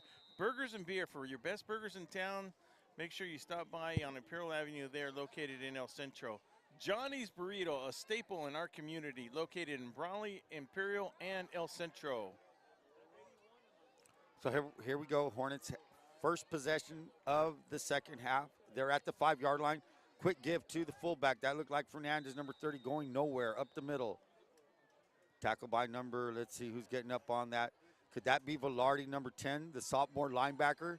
I'm going to have to say yes, it is Velarde on the tackle. Velarde not very big, but he's quick, reads his keys, and makes a tackle. So good play by number 10. And you know, Ron, you know, as a coach, you know, when especially on a special teams play, you're backed up deep in the field. You know, you see one of your players make a big mistake. What are you telling them when they come out from the sideline? Well, the first thing you do is remind them what the mistake was. And, that, you know, bottom line, you can't repeat that mistake. Sendejas trying the right side. There's nothing there. Again, Velarde on the chase. Velarde scrapes very well, makes the tackle. It's behind, along with number 50 of the Vikings. And I didn't have a number for number 50 earlier on my roster. I'm going to see if I have one here, and I still don't. Yeah, that's Elliot Ortiz. Elliot Ortiz, number 50, along with Velarde, number 10. So Ortiz is a down defensive lineman. Number 10 is Velarde, the linebacker. So, yeah, well, special teams, and that hurts you, man. Special teams, there's 3 phrases in football: offense, defense, special teams. And that special teams, you have to execute on special teams. Otherwise, you find yourself in a hole just like the Hornets are. Again, Velarde, and again, number 50, Ortiz on the stop, trying that middle. And guess what? When you're calling plays from inside your 5-yard line, tough thing, very tough thing to do, especially when not getting blocking. And now a 3 and out. So now back to punt deep in his end zone is Fernandez. You know, just like you said, Ron, now they're deep in their end zone. This is a dangerous zone for them. If the ball goes over Fernandez's head on the punt, it'll result in a safety. True that. And look where the returner standing at the 30-yard line. That looks like number 9 that looks like Dorian Mays. Mays is a senior, and if that is Mays, because I can't see his number for it, and Fernandez gets the kickoff, and it looks like it could take a bounce for him. Picks it up at the 33. That's Mays. Mays cuts back at the 30. Mays finds his way inside the 25 to the 24-yard line. First down for the Vikings. So the tables have turned, score-wise and everything else. At the start of the game, Calipat had a great onside kick, started the momentum. They had field position on 3 of their first possessions. Right now, after the first possession of the Hornets, we find the Vikings inside 20-yard line of the Hornets. Tough task here. Defense has to shut down. Let's see what they can do. Same formation, and I wish I could have asked Coach Turner, what do you call this formation? Here's the pitch to Eiton. Eiton at the 25. Eiton to the 20. Eiton cuts back to the 15, and he is a good little steady run there. It's going to be short by a yard. So, Jalen, you had a chance to ask Coach Turner, who was that ball player that was knocked out of the ball game, kicked out of the ball game? It looked, he had told. Yeah, go ahead. Jalen got some information on that, Ronnie. Yeah. At halftime, I was able to spoke to Coach Turner, and it looked like it was Mason Toden, like you said, number 11. Mm-hmm. I don't know what the infraction was, but he did say something about he took off his helmet in the field of play. Yes, and I saw his helmet, and here comes that reverse. We're going to call it a counter, and it's Eiton again. Eiton up to the 20, inside the 5 to the 3-yard line. So that's that play that's been effective for the Vikings all night long. We call it a counter. You could call it a reverse. Seth Eiton, the sophomore, takes it to the 3-yard line for a 1st and goal for the Vikings. So a short field, all started off by the let's say the miscue on the kickoff return. All right, 1st and goal. So now, 1st and goal at the we're going to give them 3-yard line. Left hash, wide side will be the right side. Vikings are heading east into the east end zone. Same formation. We haven't seen anything different. They give us to Eiton. Eiton tries to bounce outside. He cuts back inside, and that is a touchdown. Touchdown for the Vikings. It is now Holtville 30, Calipatria 0. And just a tough run in the end zone. Tough run. Bulldozing over a Hornet defender to get into the end zone. Well, the thing is, set up, good little run. It was only a 4-yard touchdown, but all that, it was quick feet. hit the hole, bounced a little bit outside, had a little crease, and bounced back inside. Touchdown Vikings. And that's the thing we were talking about earlier in our pregame. What was the difference in the offense for the Vikings? Instead of just having one, and here comes that, and here he comes again with the counter. This time, are they going to spin him out of the end zone? Yes, they do. Good stop by number 21. Seth Cruz, Mr. Cruz on the tackle. So good tackle. With 8:26 left in the third quarter, the Holtville Vikings now lead 30-0. So as we get ready to see the Hornets, this might be the time to change things around real quick. If not, it can just get worse after that. But I'd like to say thank you very much to Nava Commercial Capital and Real Estate Business, located in Brownlee. For your real estate needs, make sure you give George a call at 760-960-3049. That's George or Rosanna call, Mr. Nava down there. Hart Insurance, located in Brownlee and El Centro. For all your insurance needs, make sure you give Liz or one of her employees a call at 760-344-1400. That's Hart Insurance. And the man from Calipat, Mr. Frank Perez. Mr. Frank Pettis at Graphic Industries Incorporated. Always go up there and pick up your Bell shirt prior to tomorrow's game, Ron. Well, that was number 30, Alex Fernandez. Had a little muff on the on the kickoff, but regained possession, brings it up to the 29-yard line. So let's say the 30-yard line. So good return by Fernandez. Hornets will now take over, down by 30. Let's see what the Hornets can do on offense. They have to keep the ball out. They have to start some, as Jalen Fong said, build some momentum. You got to get it together. You know, reality setting in. You're down by 30. You're playing the first place Holtville Vikings, who are right now currently ranked number 3 in the Division 5. What can you do, Coach Matt Self and the Hornets? What you're doing is playing for your pride right now and hopefully a launching pad into next season.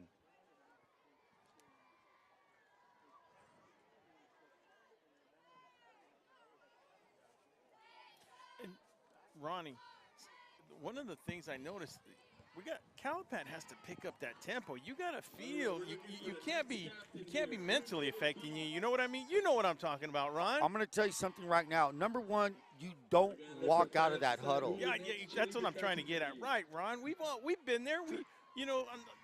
As a coach, that's not what you want to see. So that's a little thing you could fix right away. That'll pep you up a little bit. But if you're going to trot up to the line of scrimmage, you're probably not going to have a successful play. So here we go, 2nd down and 10 for the Hornets. The ball's now at the 30. No gain on the play. Ron, oh, sorry. Go ahead. And Ron, that's not always on the coach either. That's why there's leaders on that team, Ron. If you have an offensive lineman that, come on, guys, let's just get up to the line. We know we're down by 30. Let's save a little bit of face on ourselves right now. Let's see if they can get something going. So I'm not sure. They're signaling the plays there. 2nd down and 10 for the Hornets. The Hornets now will have trips to the right. Sendejas is their leader as their quarterback, senior leader. Vikings are showing blitz. He throws a slant, and not even looking for it is Leal. So if you're going to throw a quick pass like that, receivers have got to turn their head and look for the ball. They can't be looking where the defender is. If your quarterback is a 3-step drop, that means your steps are a 3-step drop is a quick pass. 1, 2, 3, throw. So anyway, we're looking at 3rd and 10 now. Well, it all comes down, right, like you said, on communication. Sure. This is a team that skipped the spring season. Sure. And, they didn't have a lot of guys coming into the fall. Now, throughout the season, they've been kind of just working on the fundamentals and getting kind of cohesive as a team. And you're kind of seeing that tonight. Here we go, Leal in motion. He's going to come back. Yo-yo, we call that. And that's Leal. Nice shot. Good shot out there. Good throw. Bison that has quick hitter. Not enough for a 1st down. Maybe a gain of 3 on the play. It's going to be a 3rd, 4th, and 7 for the Hornets. So this is something that, Sendejas can hit this quick outside shots. Come back to it.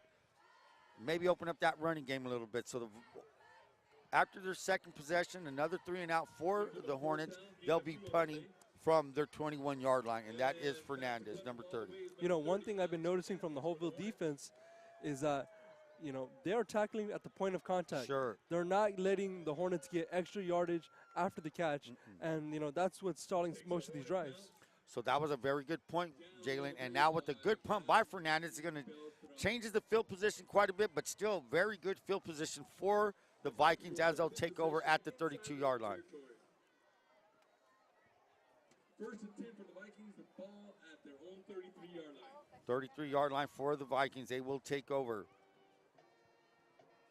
So one important thing now, I'm not too sure, maybe Will can add to this, but by being ejected from a ball game, how does that affect the player status for next week? And as you said, it's a playoff game. Or do they have a bye? Well, Ron, happening right before the playoffs, he could technically be out for the whole playoff run for Holtville. What? Whoa. Technically, because look, I don't want to assume what he got kicked out for, whatever the reason may be. You know, it's a technicality. You know, they send off whatever they have to do after you get ejected because GIF gets a hold of film. They get a hold of the film, and then of course there's a form they have to fill out for what reason he got ejected, and then it goes to the higher courts. You know. Pass intended for Zephon Duarte, incomplete. So what are the Vikings going for now in the second half? What is their goals? To get out healthy, to work on their basic plays and their staple plays. And that was a fake by Hilfiger. Hey, I'm looking down here. I'm looking for the give to number 17 or number 6. Looked like that play was coming on the counter. Great read by Hilfiger. Hilfiger deceiving as a big kid. Had enough speed, Jalen, to get around that corner. And that's the play that I've been looking for all night. They've been giving it to the Iden brothers. They've been giving it to Johnson all day long. And no one's paying attention to Hilfiger on the fake. It was a matter of time before he was able to break one out. Good read, good point. And here we go. Same formation. I want to get a name of that. The fake again. Come back. Didn't work last time. Let's do it again. And that's a big boy to tackle. So Hilfiger is going to fall forward. Hey, if he falls forward, that's 3 yards. Yeah. Just falling forward. So now, right now, gain him maybe 4 on the play. We're going to give him a second down and 6 inside Hornet territory. And do we have a timeout or player down? Player down. So, Ron, while we have this player down, I'm getting some information right now from John Seaman. Now, you're going to find this very interesting, and then you have seen this before, and it's going to make sense when I tell you this. But it starts off automatically 3-game suspension, and yes, exactly right. But we have heard of the 3-game suspension, but then what happens after that, Ron? You know, they start reviewing films. They how bad was it? And then it can be lowered. But that's all the higher-ups. That's all up to CIF after that. Only, once CIF reviews it, they are the ones that can reduce it to 1-game suspension. Now, is this because it's playoffs or? No, negative. It's automatic 3 games. It's even in the season, regular season. So, regardless, regular season, whatever it is, it's automatic 3, and then CIF decides what punishment fits the crime. Now, I didn't see what happened. Was he a player? Was he a player on the field? Was he a player on the field, Ronnie? Who? The player that got ejected. Right. It was during that kickoff. What happened here? So it looks like it's going to be recovered by the Hornets. And I apologize, Ron. I took you. That's fine. That's fine. It was interesting talk. That was number 2, Bradley Beltran. It looked like it was a bad snap. It went over the head of Hilfiger, and Bradley Beltran was able to recover the ball for the Hornets. Nice play. A little bit of a pep in their step now. So let's see what the Hornets can do. Ball now inside Viking territory at the 43-yard line. So 1st and 10 for the Hornets. Let's see if Sendejas and company can make something happen out of this turnover. So I am getting word, Ron. It's interesting that what I'm getting word from, and like I said, I don't know, that he came out from the sidelines and came onto the field. 4:53 remaining in the third quarter. For a little skirmish, that he came from the sidelines. Oh, he did? Okay. I'm not confirming that. I'm just getting word that that's what they're saying happened right there. So it's interesting, and that's why it goes to automatic 3 games.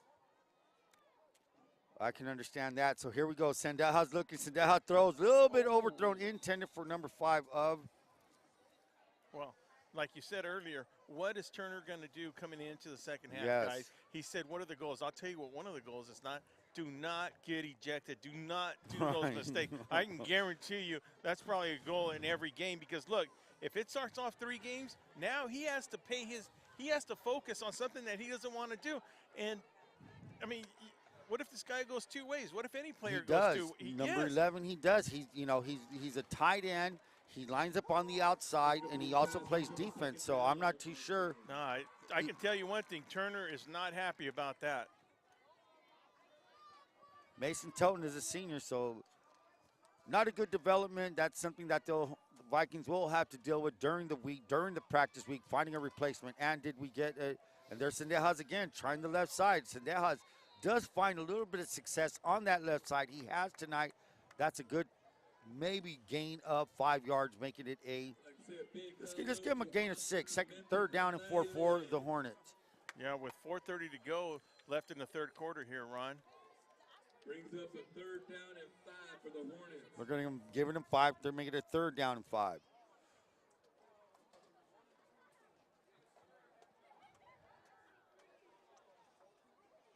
Just like you said, Ron, it's all about tempo, and you know what?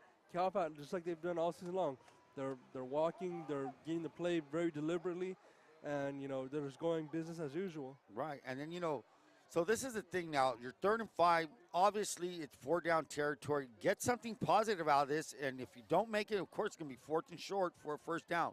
Yo-yo again by, and here we go. And nice cutback by Sendejas. They're trying to bring it out of his hand. He is going to fall forward. He does have possession. Are they going to call him down? 3rd down. Well, that looked just like a WWF move right there, where he just picked him up and took that ball away from him. Now, what happens on that, Ron, even though he might have taken the ball away, but the momentum has stopped, and that's why I thought that they're going to call that a fumble. They're going to rule it a fumble. They took it away. He actually did take it away. I just didn't know if they were going to call it I didn't see. I know he started to take it away as he was spinning around. Now, I didn't see if he hit the ground, but so the eyes have it. And it is ruled a fumble. So now, after the bat snap for the Vikings, recovered by the Hornets, Hornets cannot get a 1st down, returns the ball to the Vikings. The Vikings will start at their 36-yard line. And Ron said an interesting thing. Ron, did you see the Viking player on the ground? No, I didn't. No, I saw him taking off running the opposite way. Right. I mean, if he took the ball away, why? You see where I'm getting at? Yes, sir. So that's the interesting part. No, I didn't see the Viking, the guy that took the ball away, I never saw him on the ground. The give to Johnson. Johnson again. Johnson's finding a way. Nice little crease, positive yards, maybe a gain of 4. We're going to call that 2nd down and 6. Now the ball, it will be placed at the 40-yard line. You brought up a good point, Ron. With the ejection of Tone earlier in the first half, this game is pretty much well within hand. What are things, if you're Coach Turner, you want to work on for the playoffs? Obviously, if you win and you're in the top 4, you're going to get a bye. How important is it to have that extra week? Really important, because now you're going to have to find a kid that knows the plays, and especially because I know Tone's on that end. He's got some very important blocks. You're going to have to find a kid that knows his blocking assignments. And then on the flip side, he also plays defense. So not only you're replacing 2 positions, a defensive end and a tight end. Now you're in Holtville. Do you have very many kids with that size of Toten? I don't have his measurements, but on film, Toten and physically looks like a pretty big kid. Here's the pitch to Eichen. Eichen again, weaving his way. You notice how these Viking kids run. They let their blocks develop. They read the block. They'll hit the hip. They'll hit the crease wherever it is. Doesn't rush the play. Good run. 1st down, Vikings. Mason Tone, he's 6'3", 180.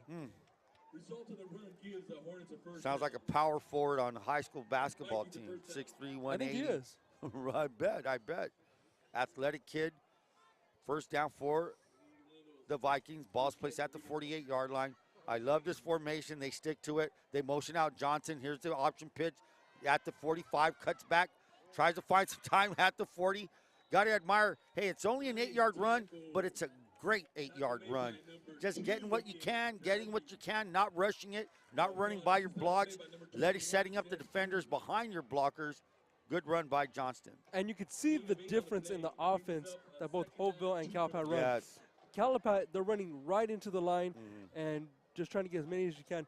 You can see Holtville, even though they're running similar spreads, they're throwing it outside, they're doing sweeps, they're getting their ball out in space, which is, allowing them to get some big yardage. And if you can see, there's one kid I want to note. You look at number 73, and if things are correct, number 73 for the Vikings, that kid's name is Smith Hilfiger. Now, they're telling me Smith Hilfiger is a freshman.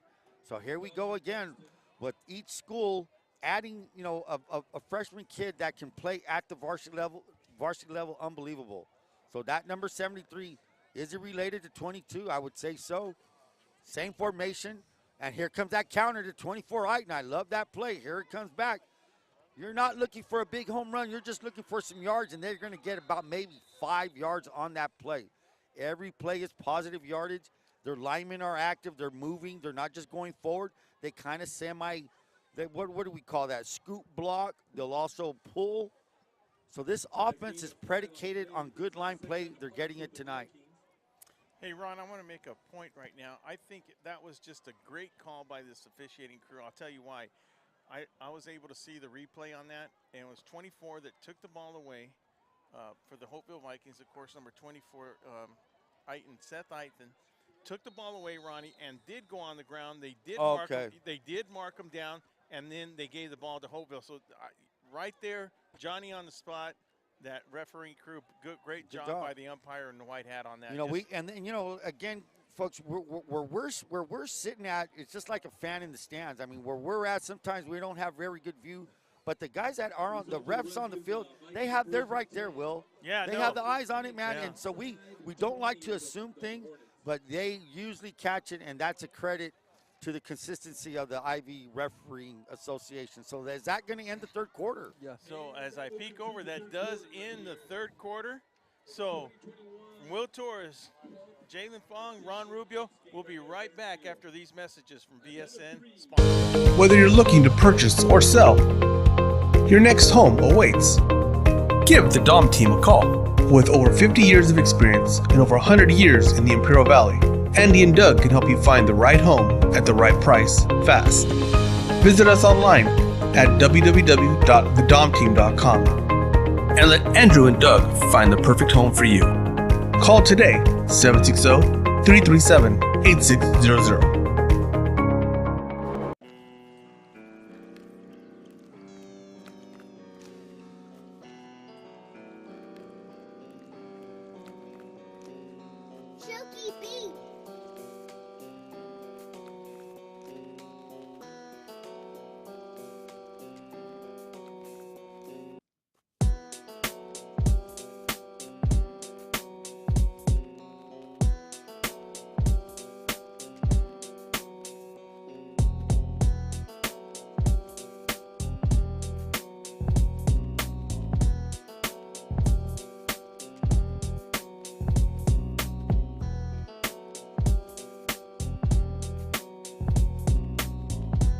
Grab your Welcome back, everybody, as we see the Holtville Vikings take over the start of the fourth quarter. My play-by-play guy, Mr. Ron Rubio. The give is to, let me see if I could get a number on the tackle. There is number 30. That is Fernandez along with him. That was Eiton on the carry, tackled by number 2 of, that's Bradley Beltran. Beltran had a fumble recovery. Gain of 5, second down, 5 for the Vikings as they're knocking on the door again. Ball's at the 14-yard line. The Eiton brothers making a difference in this ball game, huh, Ronnie? They have a clan of Eitons out there. So here we go, Hilfiger. The give is to Eiton. Eiton's trying to bounce his outside 10, 5, races to the corner, and he's going to win it. So touchdown Vikings. Ball carrier 21, Peyton Eiton. Got the edge. Result of play, touchdown for the Vikings. That's gonna make CJ and 36 and Marianne very happy to see that combination of both those Eiton brothers. So it's 36-0. Sorry, I said Eiton. Start of the fourth quarter. Now, something unusual. They're going to go for 1. The holder will be Johnston. The kicker is that number 85, and I don't have a number for 85 on either roster. For Max Preps, I have an 80 and an 87, but no 85. That's a negative on my part over here too, So Ronnie. the kick is up, and it is right down the middle. So at the start of the fourth quarter, they bounce in another touchdown, the Vikings do, and it makes it now Holtville Vikings 37, Calipatria Hornets 0. So looking ahead to tomorrow night, guys, obviously we have the 78th bell game, but obviously throughout this whole final week of the regular season, there's many rivalry games. Other than that one, what's one that you're looking forward to possibly watching or checking out? Who comes out on top tomorrow?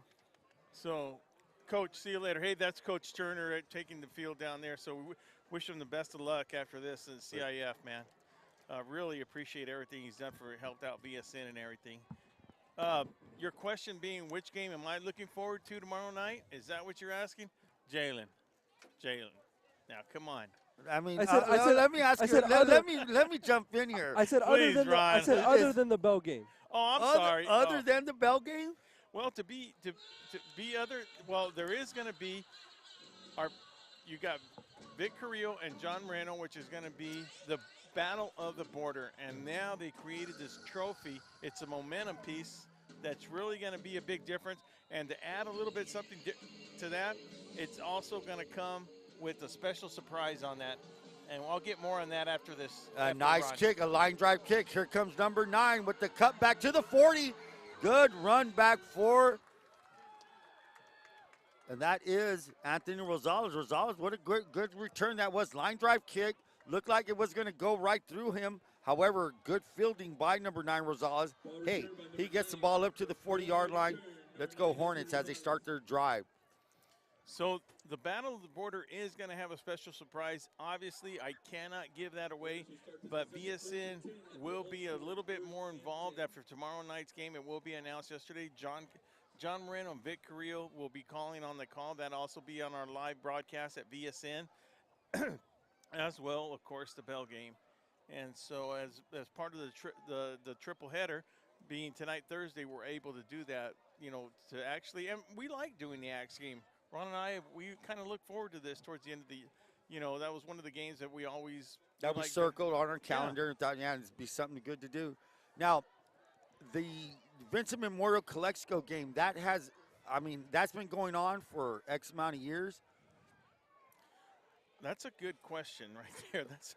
Actually, those two programs rarely meet because Vincent does not use Ward Field as their home field. They use Southwest, and so they rarely get to play each other. Once in a blue moon will they have it, but now it looks like with this new, newly installed rivalry that they'll make this an annual thing.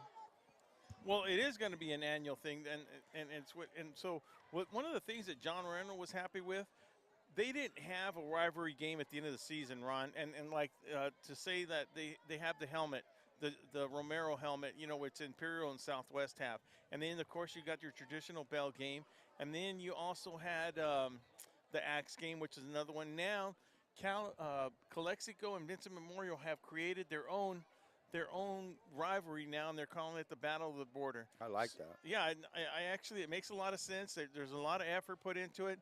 They actually got a momentum of, I think it's a replica of the border. And the only thing that it's missing is a name. Now, it is the Battle of the Border, but that trophy, I think they need to put a name behind it, and I think something's coming up with that, and I can't give too many details on that, but it's going to be very exciting down there for Vic Carrillo and John Moreno. And while we got a minute right now, reach when seconds count. Donnie Wharton and crew is always there for your help. A global medical response solution. Ojeda's Industries, located in Brawley, also voted #1 industrial leader for the 2019 by the IV Press. Town Pump Steakhouse. Go down and visit the original Town Pump Steakhouse located in Westmoreland. Letterman and Bros. Make sure you give Dan a call at 760-693-5034. It's getting that time of the year. The season's ending right now. Time to start ordering your Letterman's jacket. Havens & Son, when you need your landscaping, all your needs, make sure you call Havens & Sons for all your material. Quick dive up the middle. Is that Fernandez, number 35? No, that's number 35. Is that Johnny Sadberry?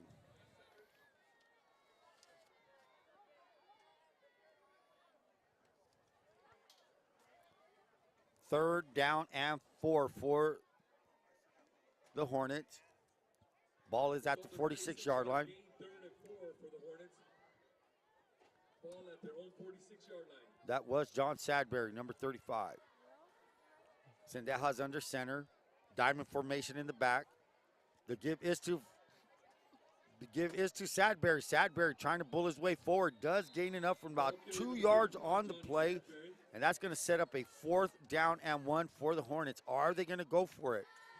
You know, you could see that there's a lot of hard runs by Sadberry, by many of these Hornet players. You want to focus on, if you're a Holtville player, not to get any stupid penalties, not to, get in a situation like earlier in the game and, get yourself in trouble and possibly ejected from a game that's well out of hand. They are going to go for it. Why not? Season's ending for the Hornets tonight. As I said, the deal is now, and I'll reiterate some of my comments I made earlier. The community of Calipatria, if you want a good football team, it's everybody has to get all hands on deck.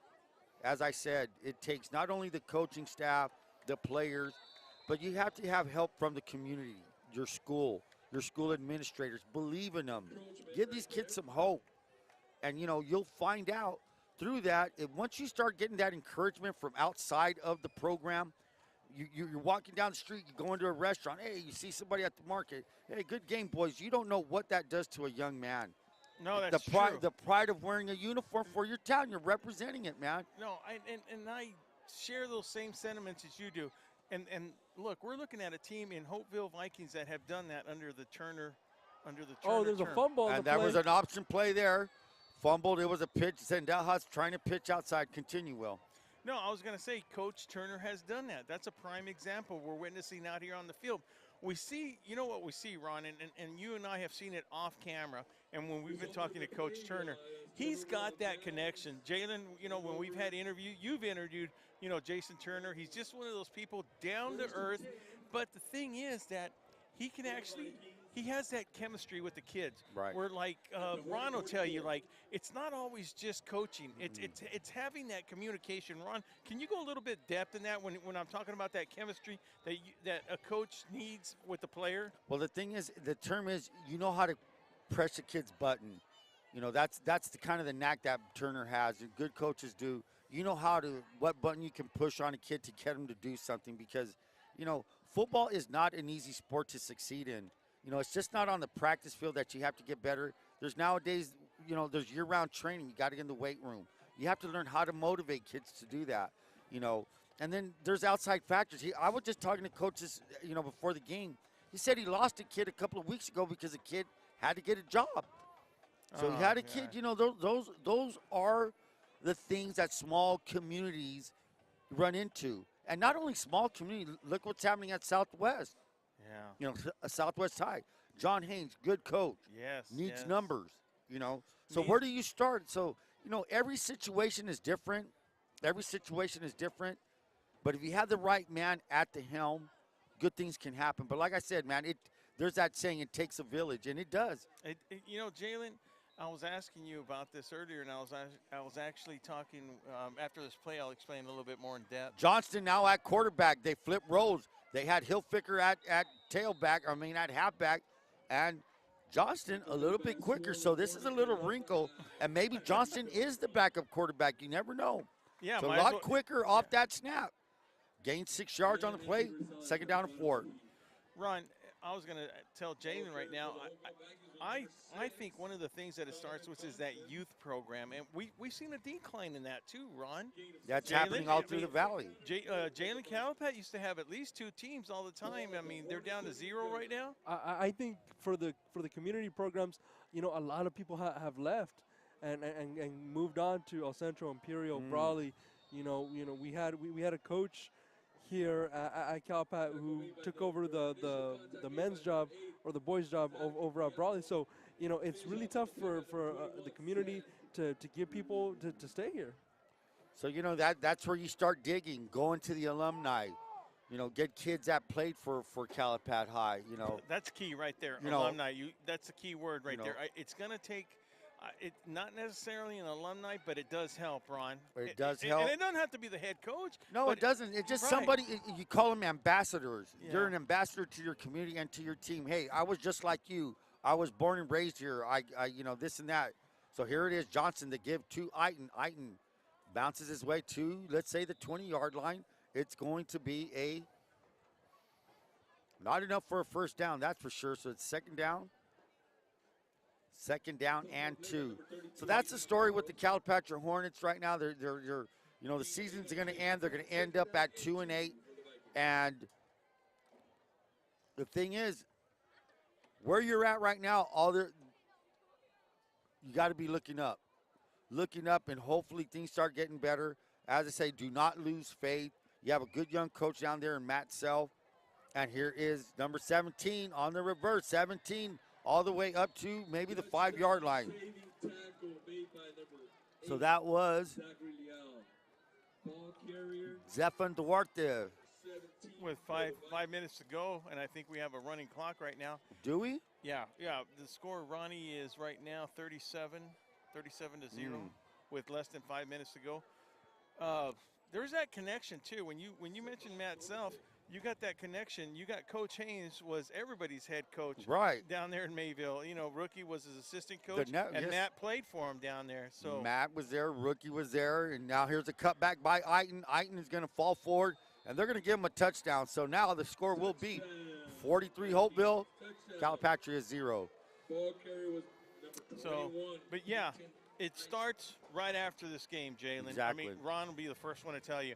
I mean, I think there's actually technically right after the Christmas holidays, Ron, where everybody just starts. You start getting those 8th graders inside the weight room.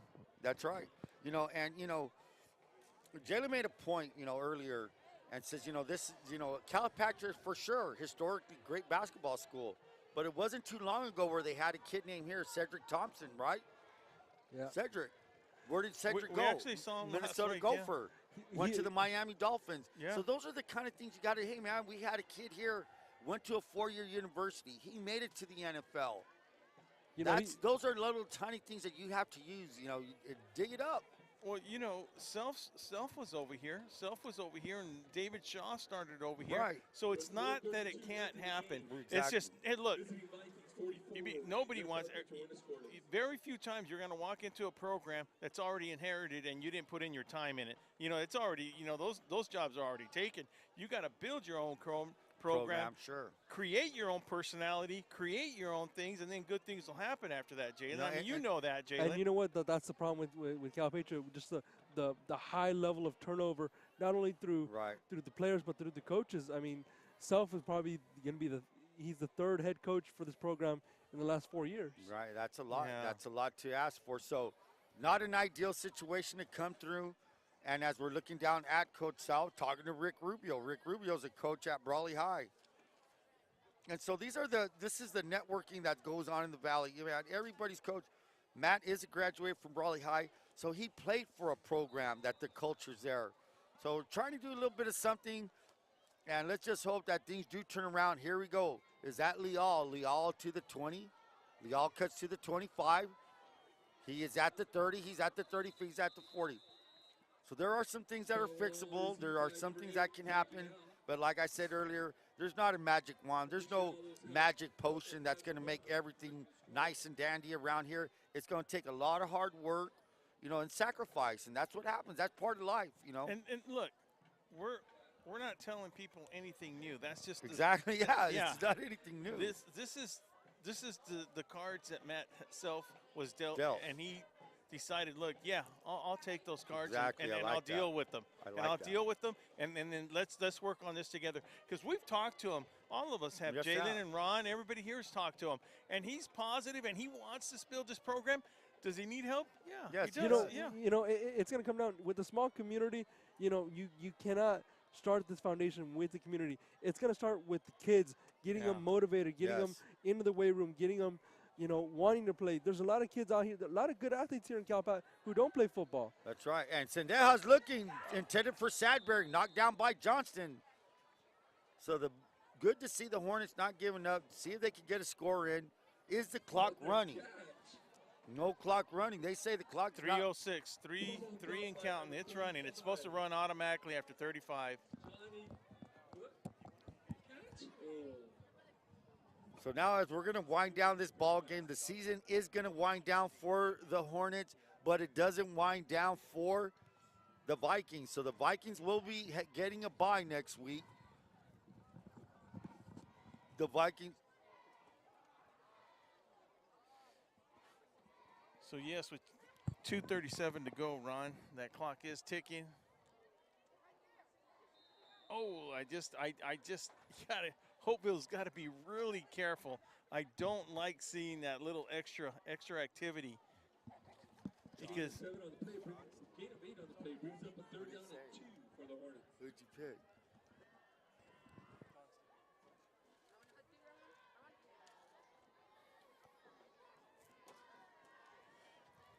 So yeah, with 2 minutes to go, Ron. I mean, yeah, it's a difficult situation as we were talking earlier. It is what it is. It's tough, but they call it growing pains because and you see this in the NFL, you see this at college programs. So it's not something that hasn't been done. Well, and it can be done. It has been a thing in the past where VSN. This being the game, one of the games of the week. We will have what we call the Athlete of the Week. This is just the VSN Athlete of the Week. And here to announce the athlete of today's game is Ron Rubio. So do you know who I'm picking? Yeah, I do. Go ahead, Mr. I'm going to go ahead with the kid that just started off with his good running and put up the first 16 points of the night. That's going to be number 6, Donovan Johnson. Well-deserved. Sure, the Itans did good. Helfiger did his job. But and just had Johnny on this right on cue. Right on cue. A great defensive tackle right there. So not only does a kid run the ball, a great defensive player, he's a backup quarterback. So Donovan Johnson, enjoy it. Enjoy this victory. You are our VSN Athlete of the Week. Yeah, congratulations, Donovan. And like Ronnie said, right on the cue. Right there. on cue. Not only that was a good-looking form tackle right there. That's Beautiful. one of the things I love to see. Guess what? I seen that move in a wrestling meet. Is he a wrestler? Well, look, if you're from Holtville and man, dude, the way he picked him up was beautiful. So he's, not very. I want to know what his size is. He might be under 150 pounds. Well, I do know he's a senior, Ron. That's for sure. He's a senior, and they're gonna miss him. But I'm sure he's got that wrestling career down there nailed down in Holtville. So that will be a final for the Axe game. Holtville comes to Calipat and comes out with a big win. Now, big win for the Vikings.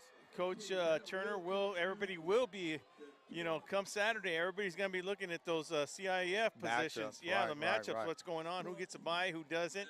And I'll tell you what, man, That's always an exciting day, that Saturday. I love it, man. It used to be at the parade day, and by noon we Right, yes. I always remember that. That's true, that. I just don't want I don't even know what to say. I'm hesitating how to even say it, and I'm not even going to. I don't like to see any kid look, if you deserve it, you deserve it. So I just hope CIF sees the film and they make the accurate a good decision on what happened up there. I can't call it because I didn't see it, Ron. So yeah, I don't know what happened. So, but we do know it does start with a 3-game suspension, and then CIF makes a call. So we'd like to thank everybody that's been listening. I know the season's coming down, and Ron and this game is over, so we can talk about it now. But Ron and I are super. For us, this bell game is. It's like a holiday. It is. It's like a holiday because, as we've been talking to both teams, they both feel good. Been watching both teams. We've been seeing them play, and it's almost like a movie. You can just see it coming, colliding. It's about to happen, and it's going to happen. And here we are. And so we're very excited, and I think both teams. There's a lot of things going on. They're both confident tomorrow. They will as well as they should be. And they should be. You're exactly they're right. Both playing good football right now. They're where they want to be. And you know, it's not a perfect world. Everybody's, you know, they're where they're at. They deserve to be there. Yeah. They play themselves into this position. Right, and this is what I know these two communities have been waiting for, Ron. That's what it's the bell game, and this one they're talking about. This could be one of the best ones in a couple of years. You know what? Guess what? They say that about every bell game. Yeah, and but it's kind of true. true because you know they all have those elements that they're going to make this, you know. And it's always for the league. It seems like it's always for the league championship. And, you know, in a little bit different story for the Spartans, you know, I don't know where they find themselves in the rankings right now in the Division II, where they're at.